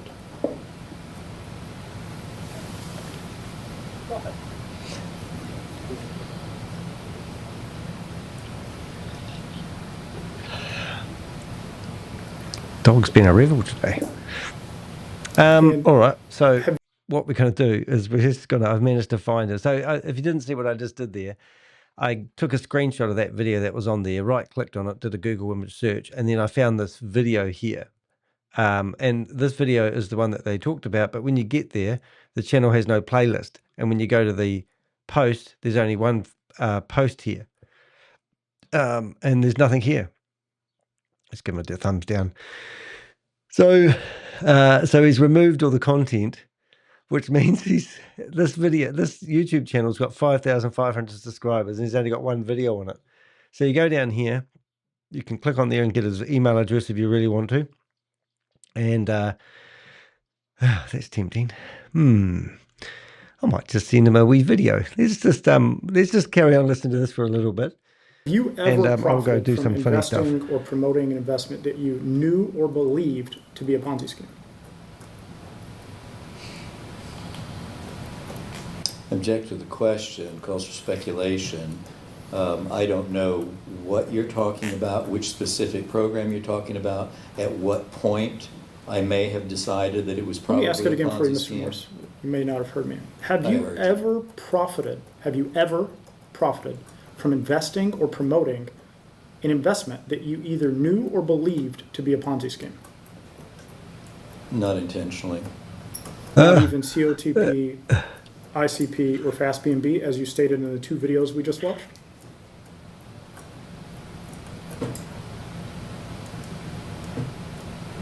I did profit from those programs. And you knew going in they were Ponzi schemes or scams, correct? No, I didn't. But you did state that in the two videos, correct? I may have. All right, so what I'm going to do is a bit funny. I'm going to actually, I'm going to go to something different here. I'm going to have a bit of fun while we're doing this. I'm going to ask, we have created a blog highlighting the deposition. We want to ask Scott Morris for the right reply to the blog that we've written and ask him some questions so he can answer our concerns about his promotion of Ponzi schemes and scams. All right, so now what I'm doing is I'm going to propose, I'm going to use ChatGPT. So request for comment about the Ponzi patrol, and I've got another screen that you can't see behind me and now I've got his email, and we're going to ask him these questions. Hi Scott, I'm contacting you regarding the blog we've published titled Brandon Williams exposes Scott Morris, Ponzi Patrol's 4-hour deposition that spoke for itself. The article summarizes your recent deposition and the statements made under oath. In the interest of accuracy and fairness, I'd like to offer you the opportunity to respond directly to some of the key points raised. Specifically, we'd appreciate your clarification on the following. You acknowledged earning substantial affiliate income from crypto program, AMS, and other similar investment platforms. Can you explain how you verified that these programs were legitimate before promoting them to your audience? During the deposition, you admitted referring to these projects as Ponzi schemes in private messages. If you suspected that, why did you continue to market them publicly as safe or real businesses? You discussed multiple failed trading schemes, including Stable Trading 1.0, 2.0, and Mugen Markets, where investors reportedly lost funds. Have you refunded or compensated anyone who invested through your referrals? There was mention of videos being deleted so the feds couldn't subpoena them. Can you clarify what prompted that decision, and whether you've since provided copies to regulators? You're welcome to provide a written response or a recorded statement. Any reply will be included in full or in context within an updated version of the article. We'd appreciate your comments by insert date, for example 48 hours from now, so your perspective can be represented accurately. Oh, what a pain. Oh, what a laugh. Anyway, I've got to put the insert date in, so he's now going to accuse me using ChatGPT, which I don't deny, but that's quite funny. I should have read that before I sent it. But anyway, that's been sent. So I've just sent him off an email, and I also noticed that he's got a domain name here, and we've gone to this domain name, and we can see that he's, I don't know what these, probably the XRX drug report. I don't even know what this is. I don't even know anything about this whatsoever, so I'm just having a wee look. Exodus wallet, so this must be things that he promotes. I don't know. Just goes on and on. Anyway, let's keep going. So what have we got? We've got 4,045 minutes of mission. Deleted all the videos because the feds can't. Oh my goodness. So that was 3 hours in, where he talks about how he deleted all the videos. So I assume if we keep listening to what we were listening to just now, that would lead into that. So we won't need to go and do that, but let's carry on. Myself and Jamesy have deleted all the videos because the feds can subpoena them from YouTube. Deleting them was the best course of action to protect the program. Brandon asked directly, why delete them if you had nothing to hide? Morris smirked, it wasn't to hide evidence. Brandon fired back, then why mention subpoenas, Morris? Because that's who you work for. That's what happens when someone forgets they are under oath. They start performing again, as if this were another live stream. Yeah, so I went to ponzipatrol.com as well, and I thought, because if you go, so we went, I don't know what was going on, but this seemed to happen quite quickly. Ponzi Patrol, if you go there, you find that's his homepage at the moment. There's nothing there. Terms and conditions are still there, intellectual property, blah, blah, blah, privacy, whatever, but there's no content. But if we went to maybe archive.org, we may find he published blogs, because in here they talked about blogs and the like. So I didn't even know Ponzi Patrol had a website. And I've talked to Brandon before. I think it was in Facebook Messenger. So I'd love to reach out and connect again, mate. That would be really cool. We're obviously really proud of what happened here and the way you handled it professionally. I would love to even interview you to hear what's going on. So I'm just trying to copy link address. I'm just trying to see the last version of this website and see if it exists. White hat trading scam. So these obviously were, so he's starting to publish, Ed. So this is the Ed guy. So I have seen his face before. So this Ed guy is obviously, this makes a lot more sense to me now, because I'm still trying to figure out how it all went. So if we go to behind MLM. Oh, he's getting another denial server attack. Oh, poor guy. Know what they're like. So we go to Ed review, because I saw one today actually. We'll just open a couple of these. Dutch authorities. So let's have a look. So Ed, and that was July the 30th, 2025. And I presume if we go to Ed and put his name in here, we'll find lots of evidence. Oh, I see. So he's got lots of names. Founder, Crypto Program Me. So, yep, that was right. And that's another one, Ed. So, Dutch authorities. So, this guy's obviously been reprimanded for what he's been doing by his own authorities, a Dutch person. Oh, my God, is he in Neo-Life as well? All right, so that makes it a bit clearer for me. So, yeah, so I just don't know why Ponzi Patrol's taking down his website. But we'll just try and move one step forward. We might get some pictures. But yeah, these guys are dime a dozen. They're not unique. They all use the same. They get away with it. You know, they've got more chances. And as Susie's just in the chat room, Road heavily promoted Fast B&B. I don't even remember Fast B&B, to be honest. But there's so many scams. He's from Georgia, but not the Netherlands. Oh, okay. Thank you. So as you can see, you can find out a lot about these guys, and I presume that's him in the photo there, is it? Have I seen him before? Oh my goodness. It was just, you know, for people who don't know me, I have got an amazing database of all these people, and I probably even got intel on him. I'm just going to have a quick look, actually, just while we're there, to see if I do have any intel on him. I'll just get that off the screen in case I bring up the wrong person. So we have whistleblowers. We have a database of people. Let's have a wee quick look. Have I got Ed? Oh my goodness. So there we go. So look, so even myself, I didn't even know it. But we have Ed, we have a whole, we haven't even got court documents. So I've researched this guy before. And what has he been promoting then? Isn't that crazy that I actually have information on a person and I don't even know it? So this is my database, not publicly available, but oh, there we go. So we had troubles with his website. Zim Barney, that is so crazy. So Ponzi schemes and scams. I haven't even listed what Ponzi schemes and scams has been associated with it, but I have got court documents here, which will probably bring up something. Cease and desist refrain order. What Ponzi scheme was it at the time?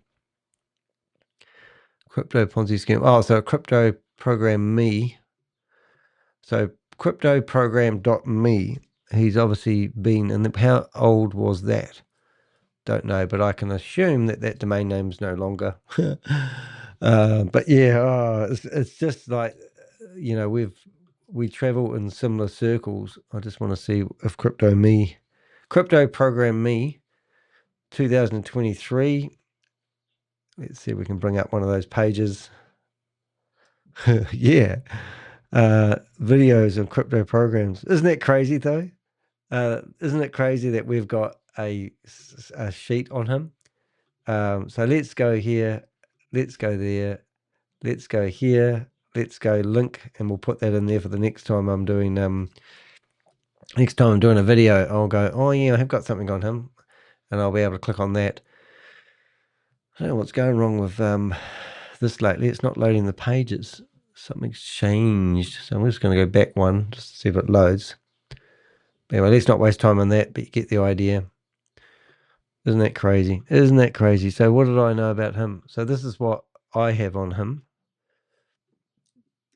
Ed Zimbardi is a controversial figure in the cryptocurrency world, known for his involvement in several Ponzi-style schemes. He launched Crypto Program in late 2022, which promised investors an unsustainable 25% monthly return on investment. Following regulatory warnings from authorities in California, Georgia, and Canada, Zimbardi rebranded the project as AMS, but it soon collapsed as well. Zimbardi's schemes have drawn significant scrutiny, leading to his arrest in the Netherlands on money laundering charges. Zimbardi has a history of promoting dubious financial ventures, often masking them as legitimate investments. His crypto program and AMS projects lured many unsuspecting investors with high returns, but they operated similarly to other pyramid schemes, relying on new investor funds to pay out earlier participants. Authorities in the US and the Netherlands are currently investigating his activities, with potential charges involving securities fraud, wire fraud, and commodities fraud.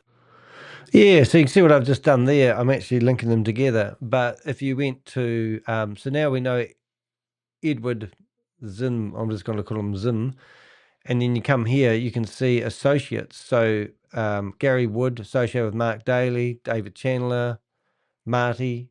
Quentin Bradford was the guy I was trying to struggle out with before. Mike Donaldson, Dumber and Dumber, Mike Lucas. It's not me, but Brian. So these are all people that are associated together, and that's how we sort of roll with our intel. So interesting. Okay, so he fired back, and we'll catch up with the latest bit here. Brandon fired back.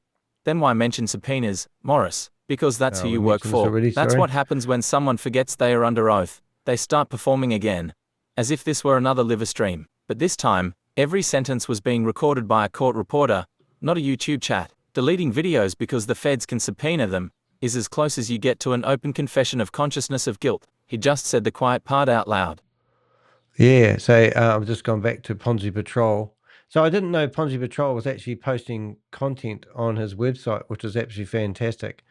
Obviously, he's taken it all off at the moment for whatever reasons, and I don't know what they are, but anyway, we might find out. So 4 hours, 50 minutes,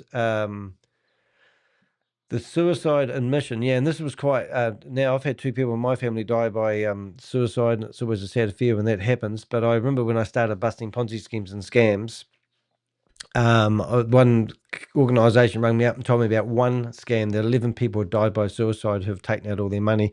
And I think we've already covered it, so we're just going to go through it. 55 minutes, the suicide admission, then came the most haunting moment of the entire day. Brandon played an audio clip of Morris speaking to his group.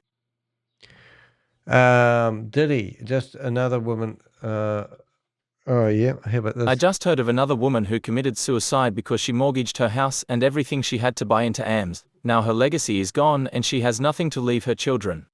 Right. So I'm going to actually find that lady who refinanced her home. So that's 6th. We're going to go find that one because if it was a recording, it might be of interest. So let's go to ChatGPT. Where do we hide that? ChatGPT, you're hiding from me. Let's just start again. ChatGPT, and we will time conversion.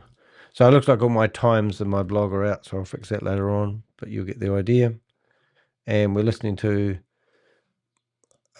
2 hours and 47 minutes in. 2 hours and 47 minutes in. 2 hours, 47, 3 seconds. Well, there we go. Listen to this. If the lady who refinanced her home and committed suicide would have listened to me instead of you, she may be alive still, right? I don't know if that person was in my group. I don't think she was in my group. I think that was a urban legend. I don't know that that's true. It is true that you said that out publicly, though, correct? I've heard the story. You're the one that brought that up, I believe. No. If your followers had listened to me, they wouldn't have lost their money in stable trading. Would you agree? No. You don't agree? I don't know what you said about stable trading. You know, at the top of my head, what caused people to stay in, not stay in. You've accused me of being a fraudster and a scammer ever since I was 12 years old. We've heard this, haven't we? I don't know how to answer that question. Can you name a scenario where I warned someone that something was a scam and I was wrong? Okay, we're going over the same ground again. Something off the top of my head. Are you saying that I've been correct so far of calling everything a scam? Just ignore the things I've said about you, but all the other ones. Are you saying that you agree that I've been right about those? Okay, so there's another part of the video here. We're just going to fast forward it to it, and it is 4 hours, 16 minutes in. And that must be where it gets 4 hours, 16 minutes, 10 seconds. So we're about here. Okay, voice message you put out to your group about the lady who invested in crypto program who committed suicide because she remortgaged her home and lost everything? I don't remember that.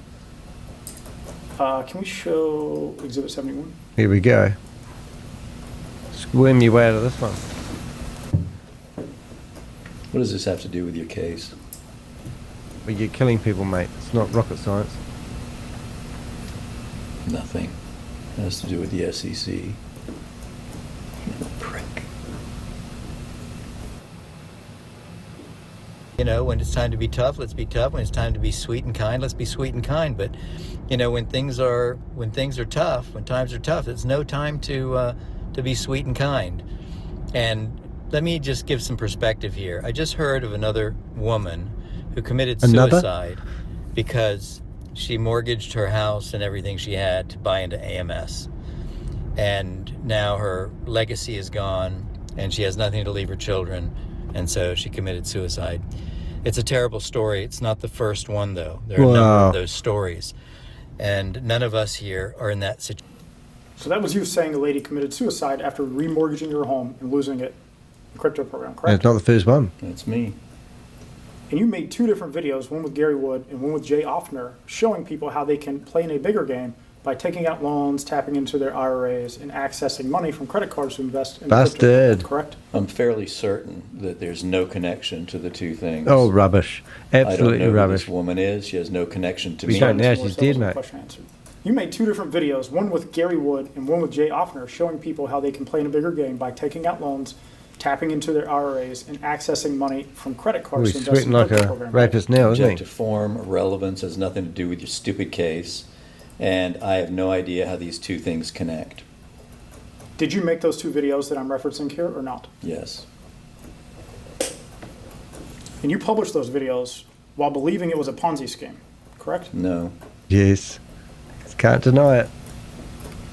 The California Department of Financial Protection and Innovation put out a desist and refrain in June 2023. They claim crypto program was operating in the manner of a Ponzi scheme. Do you remember that?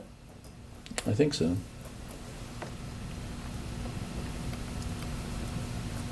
Ed Zimbardi, Chris Livingston, and Raymond Gimprel were all sued for fraud from promoting crypto program at the end of July. I sent that lawsuit to you. Did you see that? I don't think I looked at it. Are you worried that you're going to be added to that lawsuit as a defendant, as one of the John Does? No. Here it is here. You have been subpoenaed by the SEC for your participation in promoting crypto program, right? As a result of your intervention, yes. Brilliant. And you were subpoenaed by the CFTC as well, right? Yeah, they were there. And there's a mountain of evidence against you in the SEC case, right? No. You said that earlier, though, correct? Objective, relevant. Can we show Exhibit 95 again, please? Screw the nail down. Don't hammer it.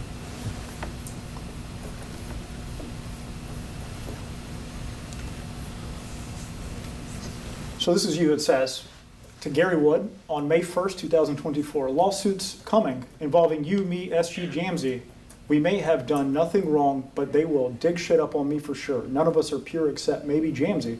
Hope your lawyers have advised you that there may not be any criminal evidence to pin on you, but there is a mountain of evidence that will work well in a civil action. So here you state there's a mountain of evidence against you for a civil case, correct? It doesn't mean it's so. No, Were you lying there? I'm not saying that at all. God. I say there's a mountain of evidence. Oh, will work amazing. well in a Oh, civil carry on action. reading the We blog. participated. It's just brilliant. This is so good, this stuff. All those You can't people make this shit up. that I've mentioned. Here we So go. you said that there's a mountain of evidence. Okay, so we've got, so we'll listen to the narrative. When asked if that was him speaking, Morris admitted, "That's me." Brandon followed up carefully. "And you made videos showing people how to take out loans and access credit to invest in these programs, correct?"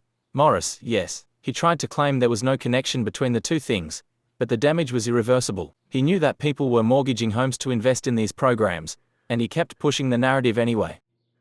Yeah, he did. So this is how they tell you to get the money. They don't care. They just want the commissions. You keep paying your mortgage, they'll keep spending the commissions. I've seen plenty of scams implode, but hearing a man acknowledge that a woman took her own life after following his lead was gut-wrenching. That's the moment you stop laughing. The deposition room went completely silent. Yeah, and obviously my times are all up the wok.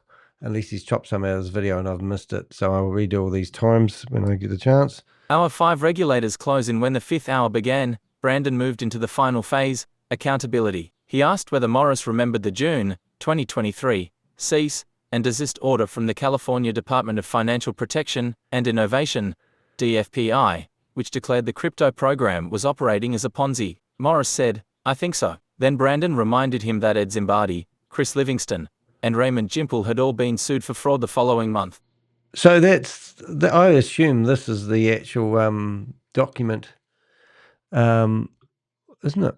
I'll just have a wee look. So this is the actual document they're talking about. So distant refrain order. Yeah, so that's quite interesting. So if I have my way about myself, I'll actually add that into that blog. Yeah, so I might do that when you're listening to something else. But let's carry on. I don't think so. The partner could was open at Ponzi. Morris, I don't think so. And then let's have a read. Then Brandon reminded him that Ed Zimbardi, Chris Livingston, and Raymond Jimple had all been sued for fraud the following month. He asked, "Did you see that lawsuit, Morris?" "I don't think I looked at it." "Brandon, are you concerned you might be added as a defendant?" Morris, "No." So they obviously had a lawsuit. That's the kind of ignorance anyway catches up. I'm going to have to read that because I didn't pronounce it properly. That kind of arrogance always catches up, because moments later, he admitted he'd been subpoenaed by both the SEC and the CFTC. Oh my God, this gets Brandon, better. there's a mountain of evidence against you, isn't there? Morris, "No, Brandon. Didn't you text Gary Wood that there's a mountain of evidence that would work well in a civil action?" Morris, "It doesn't mean it's true." Oh my God, just because there's evidence doesn't mean And there it's it was true. again, the pattern. When it helps him, it's the truth. When it hurts him, it's just speculation. Yeah. So 5 hours, 20 minutes in, which we know is all wrong now. We'll try to fix those up. I might even take all the timestamps out of it. Might be easier for me to fix that up in a hurry. Brandon, read the full quote aloud from a May 1st, 2024 message. "Lawsuits coming involving you, me, SG, Jamsey. We may have done nothing wrong, but they'll dig up on me for sure. None of us are pure except maybe Jamsey. Hope your lawyers have advised you there may not be any criminal evidence to pin on you, but there's a mountain of evidence that will work well in a civil action." Yeah. So he's really good because he baits and then he hooks and then he proves the evidence. Morris acknowledged it was his message. Brandon, "What did you mean by mountain of evidence?" Morris, "I don't know. I was debating with business associates." That was his answer to everything, debating. He debated threats, debated suicides, debated Ponzi admissions. The man had apparently spent his entire career debating reality. Yeah. 5 hours and 40 minutes. We know that time's wrong. So the stable trading schemes. This will be interesting. The stable trading schemes. Next came the stable trading saga, his copy trading PAMM projects. Brandon asked, "Why would people invest in stable trading 1.0, Morris?" "To make a profit. Simple enough." But then came the crucial question. "What brokerage did they have to use, Morris?" "The same one I was using." Same one he was using himself. There's no trading going on. It's just recruitment. That was Mugen Markets, a brokerage already hit with warnings from the British Columbia Securities Commission. When Brandon pointed that out, Morris sneered. "Canada doesn't regulate us in the US." Yeah, so that Canada doesn't regulate us. Canada doesn't regulate us in the US. Now, are these guys obviously Canadian? Is it? Well, are they? I can't remember now. Yeah. A perfect summary of how promoters think. If it's not my regulator, it's not real. Then Brandon asked what happened to the money. Morris, "It was lost by the trader, or it went away with Mugen Markets. I don't know." He always didn't know yet. Somehow, he always collected commissions. Brandon pointed out that he had warned the public about Mugen Markets before it collapsed. Of course he Morris did. responded, "You're always fussing around in my audience." My audience. He's scamming his audience. Brandon, "If everyone had listened to my warning, they wouldn't have lost money, correct?" Morris hesitated. Possibly. Then, unbelievably, he added, Yeah, you cost people money by warning them. Oh my God. The people he's talking about is himself. He doesn't get the commissions. Everyone else loses. "It's the Ponzi promoter's creed. If you expose the scam, you're the problem." Right. I don't know why these times are all up the wop, as I've said. As the deposition wound down, Morris began answering every question with sarcasm or contempt. Yeah, to get pretty snarky at the end. Brandon asked how many traders he'd recruited. He couldn't remember. Asked how many were profitable. He didn't know. Asked whether it was time to stop promoting failing programs. No. That was the final word. No remorse. No. No reflection. No. No accountability. Yeah. For a brief moment. For a brief moment, everyone thought it was over, but the judge, referred to as Judge Al, rejoined a few minutes later to clarify the record and confirm the paperwork. Even at the very end, Morris was arguing about logistics. claiming he didn't need a court reporter for the next session, as if this were optional. It was the perfect metaphor for the whole day. A man so used to ignoring accountability that he thought he could skip the transcript. Yeah, so let's have a listen to this. We'll just get through this in a hurry. End of part 3 summary. By the time the camera stopped rolling, the record was devastating. In his own words, Scott Morris had admitted earning 6 figures a month in referral commissions while investing almost nothing himself, admitted privately believing crypto program was a Ponzi while publicly calling it ultra safe, admitted deleting evidence after acknowledging federal subpoenas, admitted to a woman's suicide tied to one of the schemes he promoted, acknowledged being subpoenaed by both the SEC and the CFTC, blamed a journalist for causing people to lose money by warning them. He was, in every possible sense, exposed, and Brandon Williams didn't need drama, insults, or clickbait. He did it with patience, receipts, and facts. That's what we do. Open source intelligence. We just use their own evidence against them. They don't prove anything they do or say. They can't back it up because it doesn't exist. And it's all about recruitment. End of story. I don't know why it continues. That's why this deposition matters. It's a public record of how truth dismantles arrogance. Right.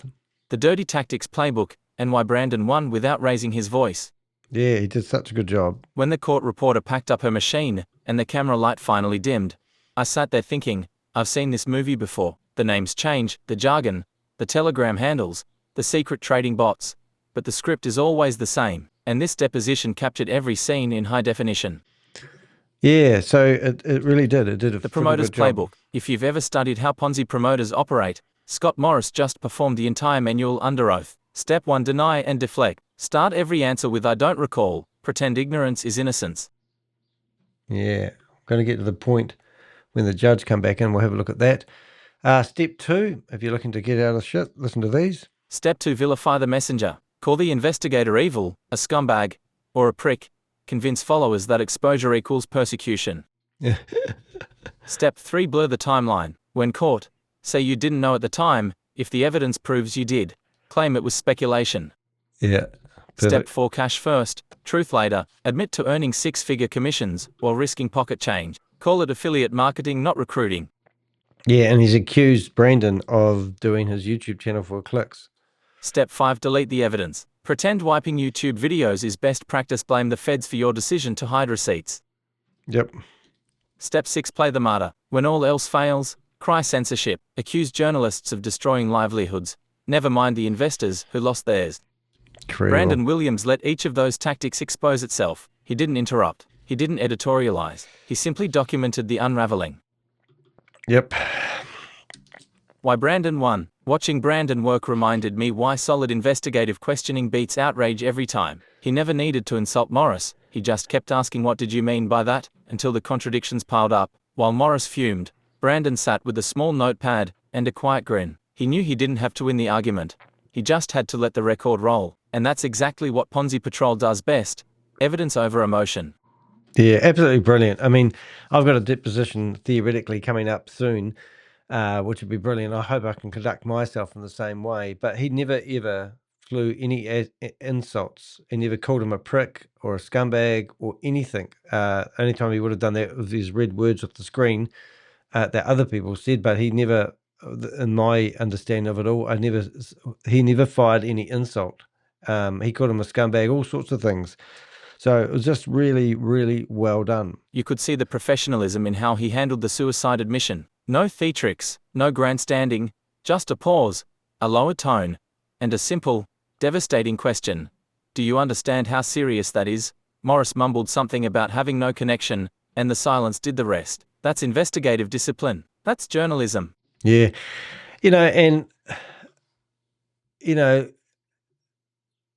if you looked at the people that invest and lose money and take their own lives or die by suicide, there's definitely a connection. But somebody rang me up once and said, how many ex-Jehovah's Witnesses do you know have actually died by suicide? And I said, I have no idea. And they said, why is that? And I said, because dead people don't speak. And once people have died, they can't come back and say why they did it, or, and it's not always a chemical imbalance, because some people make hasty decisions. I remember one guy who had an argument with his wife, and at a a bad moment, made a bad decision, and hung himself from a tree. And he had a successful business. Everything was going really, really well, theoretically. And then he died by suicide. And everyone was devastated. But what people didn't realize is his father also died by suicide and actually hung himself from the same tree. So, we hear these stories, and then there's always a thing that pushes people over the edge, and losing all your money is one of those things. It was a terrible story that happened. It was a surf shop in Ferrymead, and to this day that shop still goes. But what a terrible story. Hasty decision. Something fired him, an argument with his wife, and then he took his own life, which is just sad. Imagine living with that. It would be hard for the family and the ex-wife, The bigger picture, what this deposition really exposed wasn't just one man's misconduct.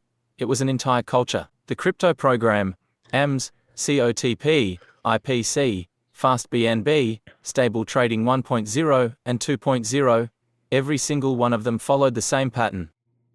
Yeah, and yes, Susie, I've got that ready to go. We're just finishing up this. We're going to look at the end, and let's have a go. Promise effortless income, hide the real source of payouts, recruit relentlessly, collapse, blame the critics. Blame the critics. All right, here we go. Morris happened to be the one sitting in the chair, but he represents a larger ecosystem of YouTube promoters, Telegram hustlers, and financial freedom coaches who have all convinced themselves that affiliate income equals expertise. These schemes aren't about investing, they are about transferring belief for profit, and when that belief runs out, they need a villain. Brandon Williams became that villain, until the transcript flipped the script. Yeah, so it's absolutely brilliant, and I can't go over it enough. However, all these people like Mars Honda Henderson's, May Summervu,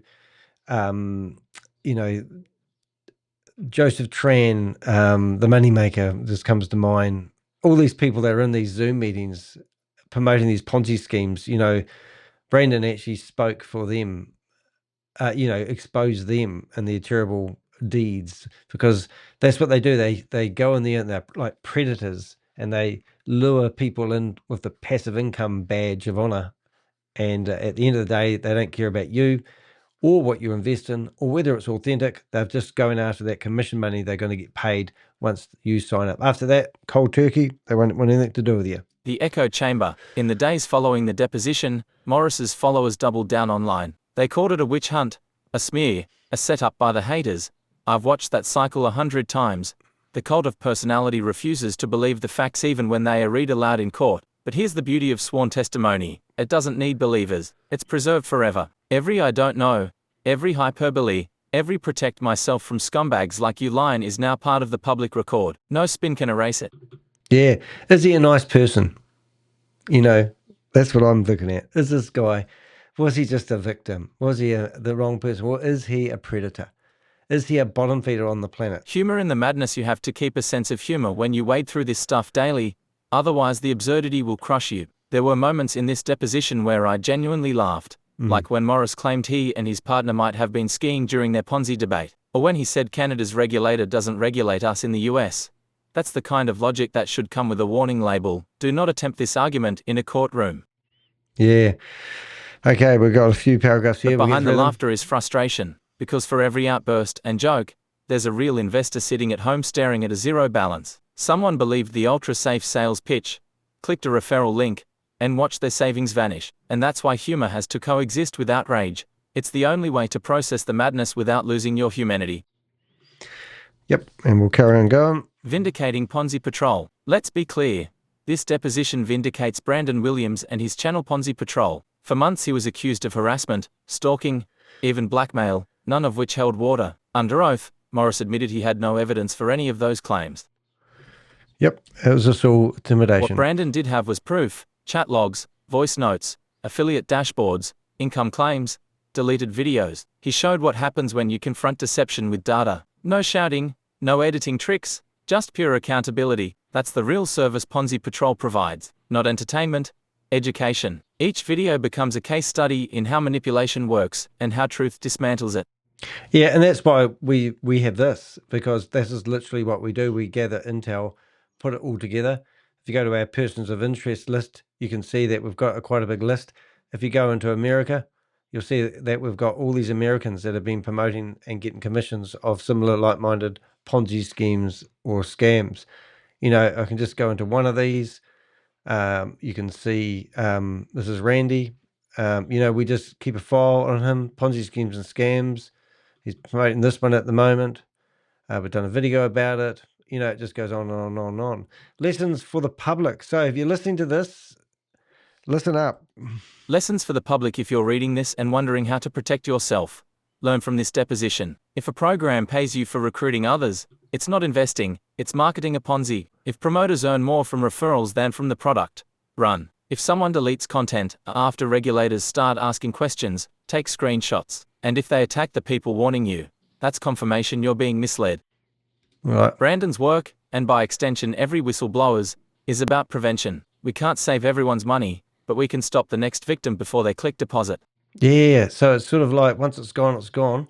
The human cost, yes. The human cost. We can't ignore the woman Morris mentioned, the one who took her own life after mortgaging her home to join AMS. Her story is why this matters. Behind every creative financing video and every residual income claim, there's someone desperate enough to believe it. That's the tragedy that fuels every investigation I do. Yeah, it amazes me. You know, I thought after doing this for 5 years, I thought everyone would be up with all their dirty tactics, but they still find fresh victims, and it's just gut wrenching. You know, today I got an email again, $28,000 gone, embarrassed to tell me their story. Why are you embarrassed to tell me the story? You've just been a professional who's just managed to take your money. Sometimes easy go, easy go. Easy come, easy go. I don't know where these people get the money from to invest, but then you hear that they mortgage their houses. The deposition immortalized that reality in black and white. A promoter acknowledging a death tied to his promotion, yet still insisting it's irrelevant. If that doesn't make you want to fight harder, nothing will. Yeah, it's like we had a whistleblower, or a pretend whistleblower here a couple of days ago. He booked some time with me and then told me that he'd put $100,000 in, taken the profits and withdrawn the lot. And then I said, well, who was your upline? I don't want to tell you. Okay, then. And I go, can you give us a contract? So he gives us a contract that's a cut and paste of text, just the words, not the original contract with redacted information. And then I write to him again because he now starts writing to me anonymous. And I go, well, who's the person that referred you into it? He said, oh, you know them, but I'm still not going to tell you. Well, you're not a whistleblower. You're trying to protect your own ass. So, you know, people die by suicide. You know, do you want to be part of that cover up? I mean, help us fight these guys. You know, you've been bitten, you've lost money.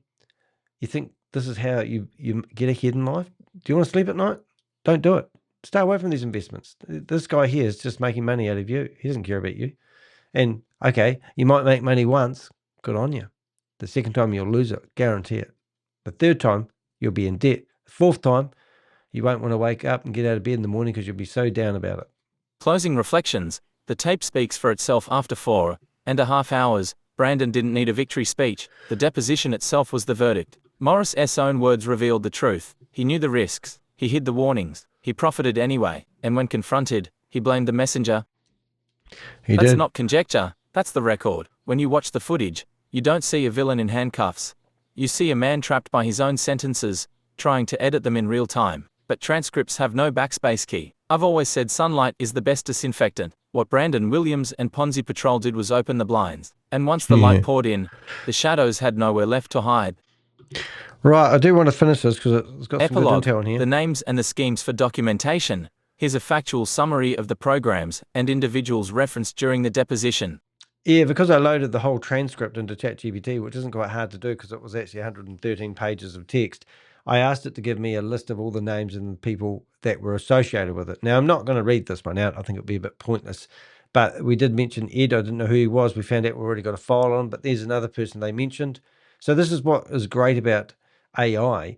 You can actually find out all these names and then document them. So literally when somebody searches for whatever his name is, Z, whatever his name is, like here, and then if somebody's looking for information, in the future, we'll probably be able to go, if we went scam, we might find an article that even points back to my website. But now I know all those names that we've actually put in here, like, well, let's use Gary Wood. I wonder if I've actually got Gary Wood covered.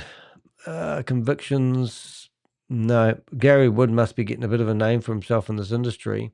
But normally, so this is what normally would come up if I get better at my SEO. Gary Wood exposed scam, Ponzi, or, exposed. And then in here, you click on there and it takes you to all the information about Gary Wood, for example. And that's how I gather intel on people, is by having these keywords and these tags of these people's names. So now that these names are in this document, when people search for it, they'll probably find this document. All information above is drawn directly from the public disposition script and associated with regular findings. So the final word, if you take one thing out of the story, let it be this: when the receipts are on record, the truth doesn't need a narration. Brendan Williams of Ponzi Patrol proved that a 4.5 hour forgettable hours he did expose John Morrison with he didn't expose John Morrison with his insults and rumors.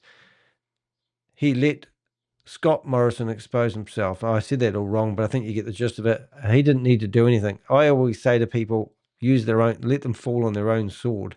And that's it, my friends. That's what a real scam fighting looks like. So if you don't know anything about me, I do open source intelligence investigations.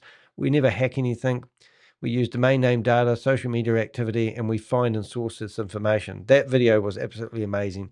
I'm Danny DeHeck. My YouTube channel is called Danny DeHeck Investigations.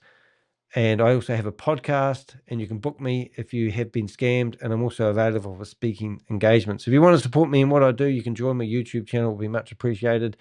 I've been featured in Bloomberg documentary, News Australia, Opal India, The Press, The Guardian, ABC News, The New York Times, Radio New Zealand, the Otago Times, my favourite. And the truth doesn't fear lawyers. It only fraudsters do fear the lawyers, that is. So let's round it up by watching what happened when the lawyer come back in the good part of the video we've been holding back. And let's see the final couple of minutes and see what the judge said. The time is now 4:03 p.m. We are off the record. We're going back on the record. The time is now 4:06 p.m. This is Judge Aho. I was told by the deputy that it would be helpful if I would rejoin, so I'm here with the parties. Do you want to start from the beginning? They started to talk and I realized that we were off the record, and I said, wait, let's go back on the record, which is what we've done. So let's take it from the top. Yeah, so Mr. Morris brought a couple of folders full of documents and was referencing them during the deposition. So I was just asking if I could get a copy of all of the documents that were in those folders. He did mention that there was a police report that I had filed that he had referenced, but he also read some other things and there were more documents in there. So I was just wondering if I could get a copy of all of them since he brought them here to reference them. Okay.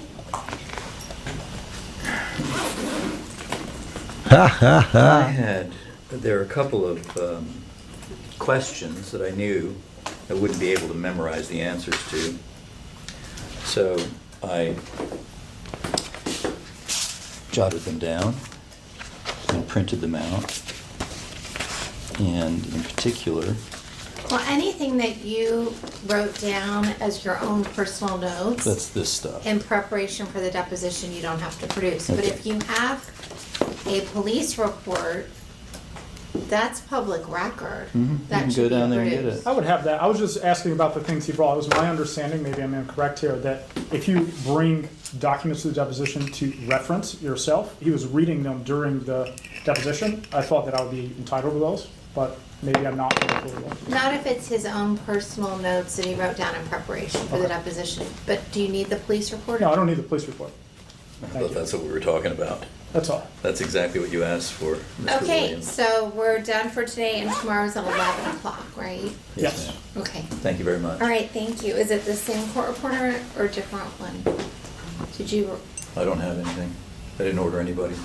so you're gonna take a deposition with no court reporter? Oh, I didn't know that. I didn't know what to do. I'll just object to coming in that case, if we're still on the record. I mean, if it's not going to be recorded, then there's no point in the You deposition. have to have a court reporter for the deposition. I thought the court provided that. We do not. No. Not in civil. No. Do you want to ask this court reporter if she's available tomorrow? Are you available tomorrow? We'll have to go through my firm, but I don't think I have anything at the moment. Do you want to get her contact information so Would you you can find kindly? out? I can do that when we're off the record. Yes. Do you want to have a videographer? That's optional. No, don't need it. Okay. Okay, so how are you all going to communicate so that You Mr. can Williams, use in it. other words, if you don't arrange for a court reporter, it would be canceled and Mr. Williams would not need to appear. So how do you want to communicate back and forth to find out if the court reporter is available tomorrow? I'll give him my business Business card. card.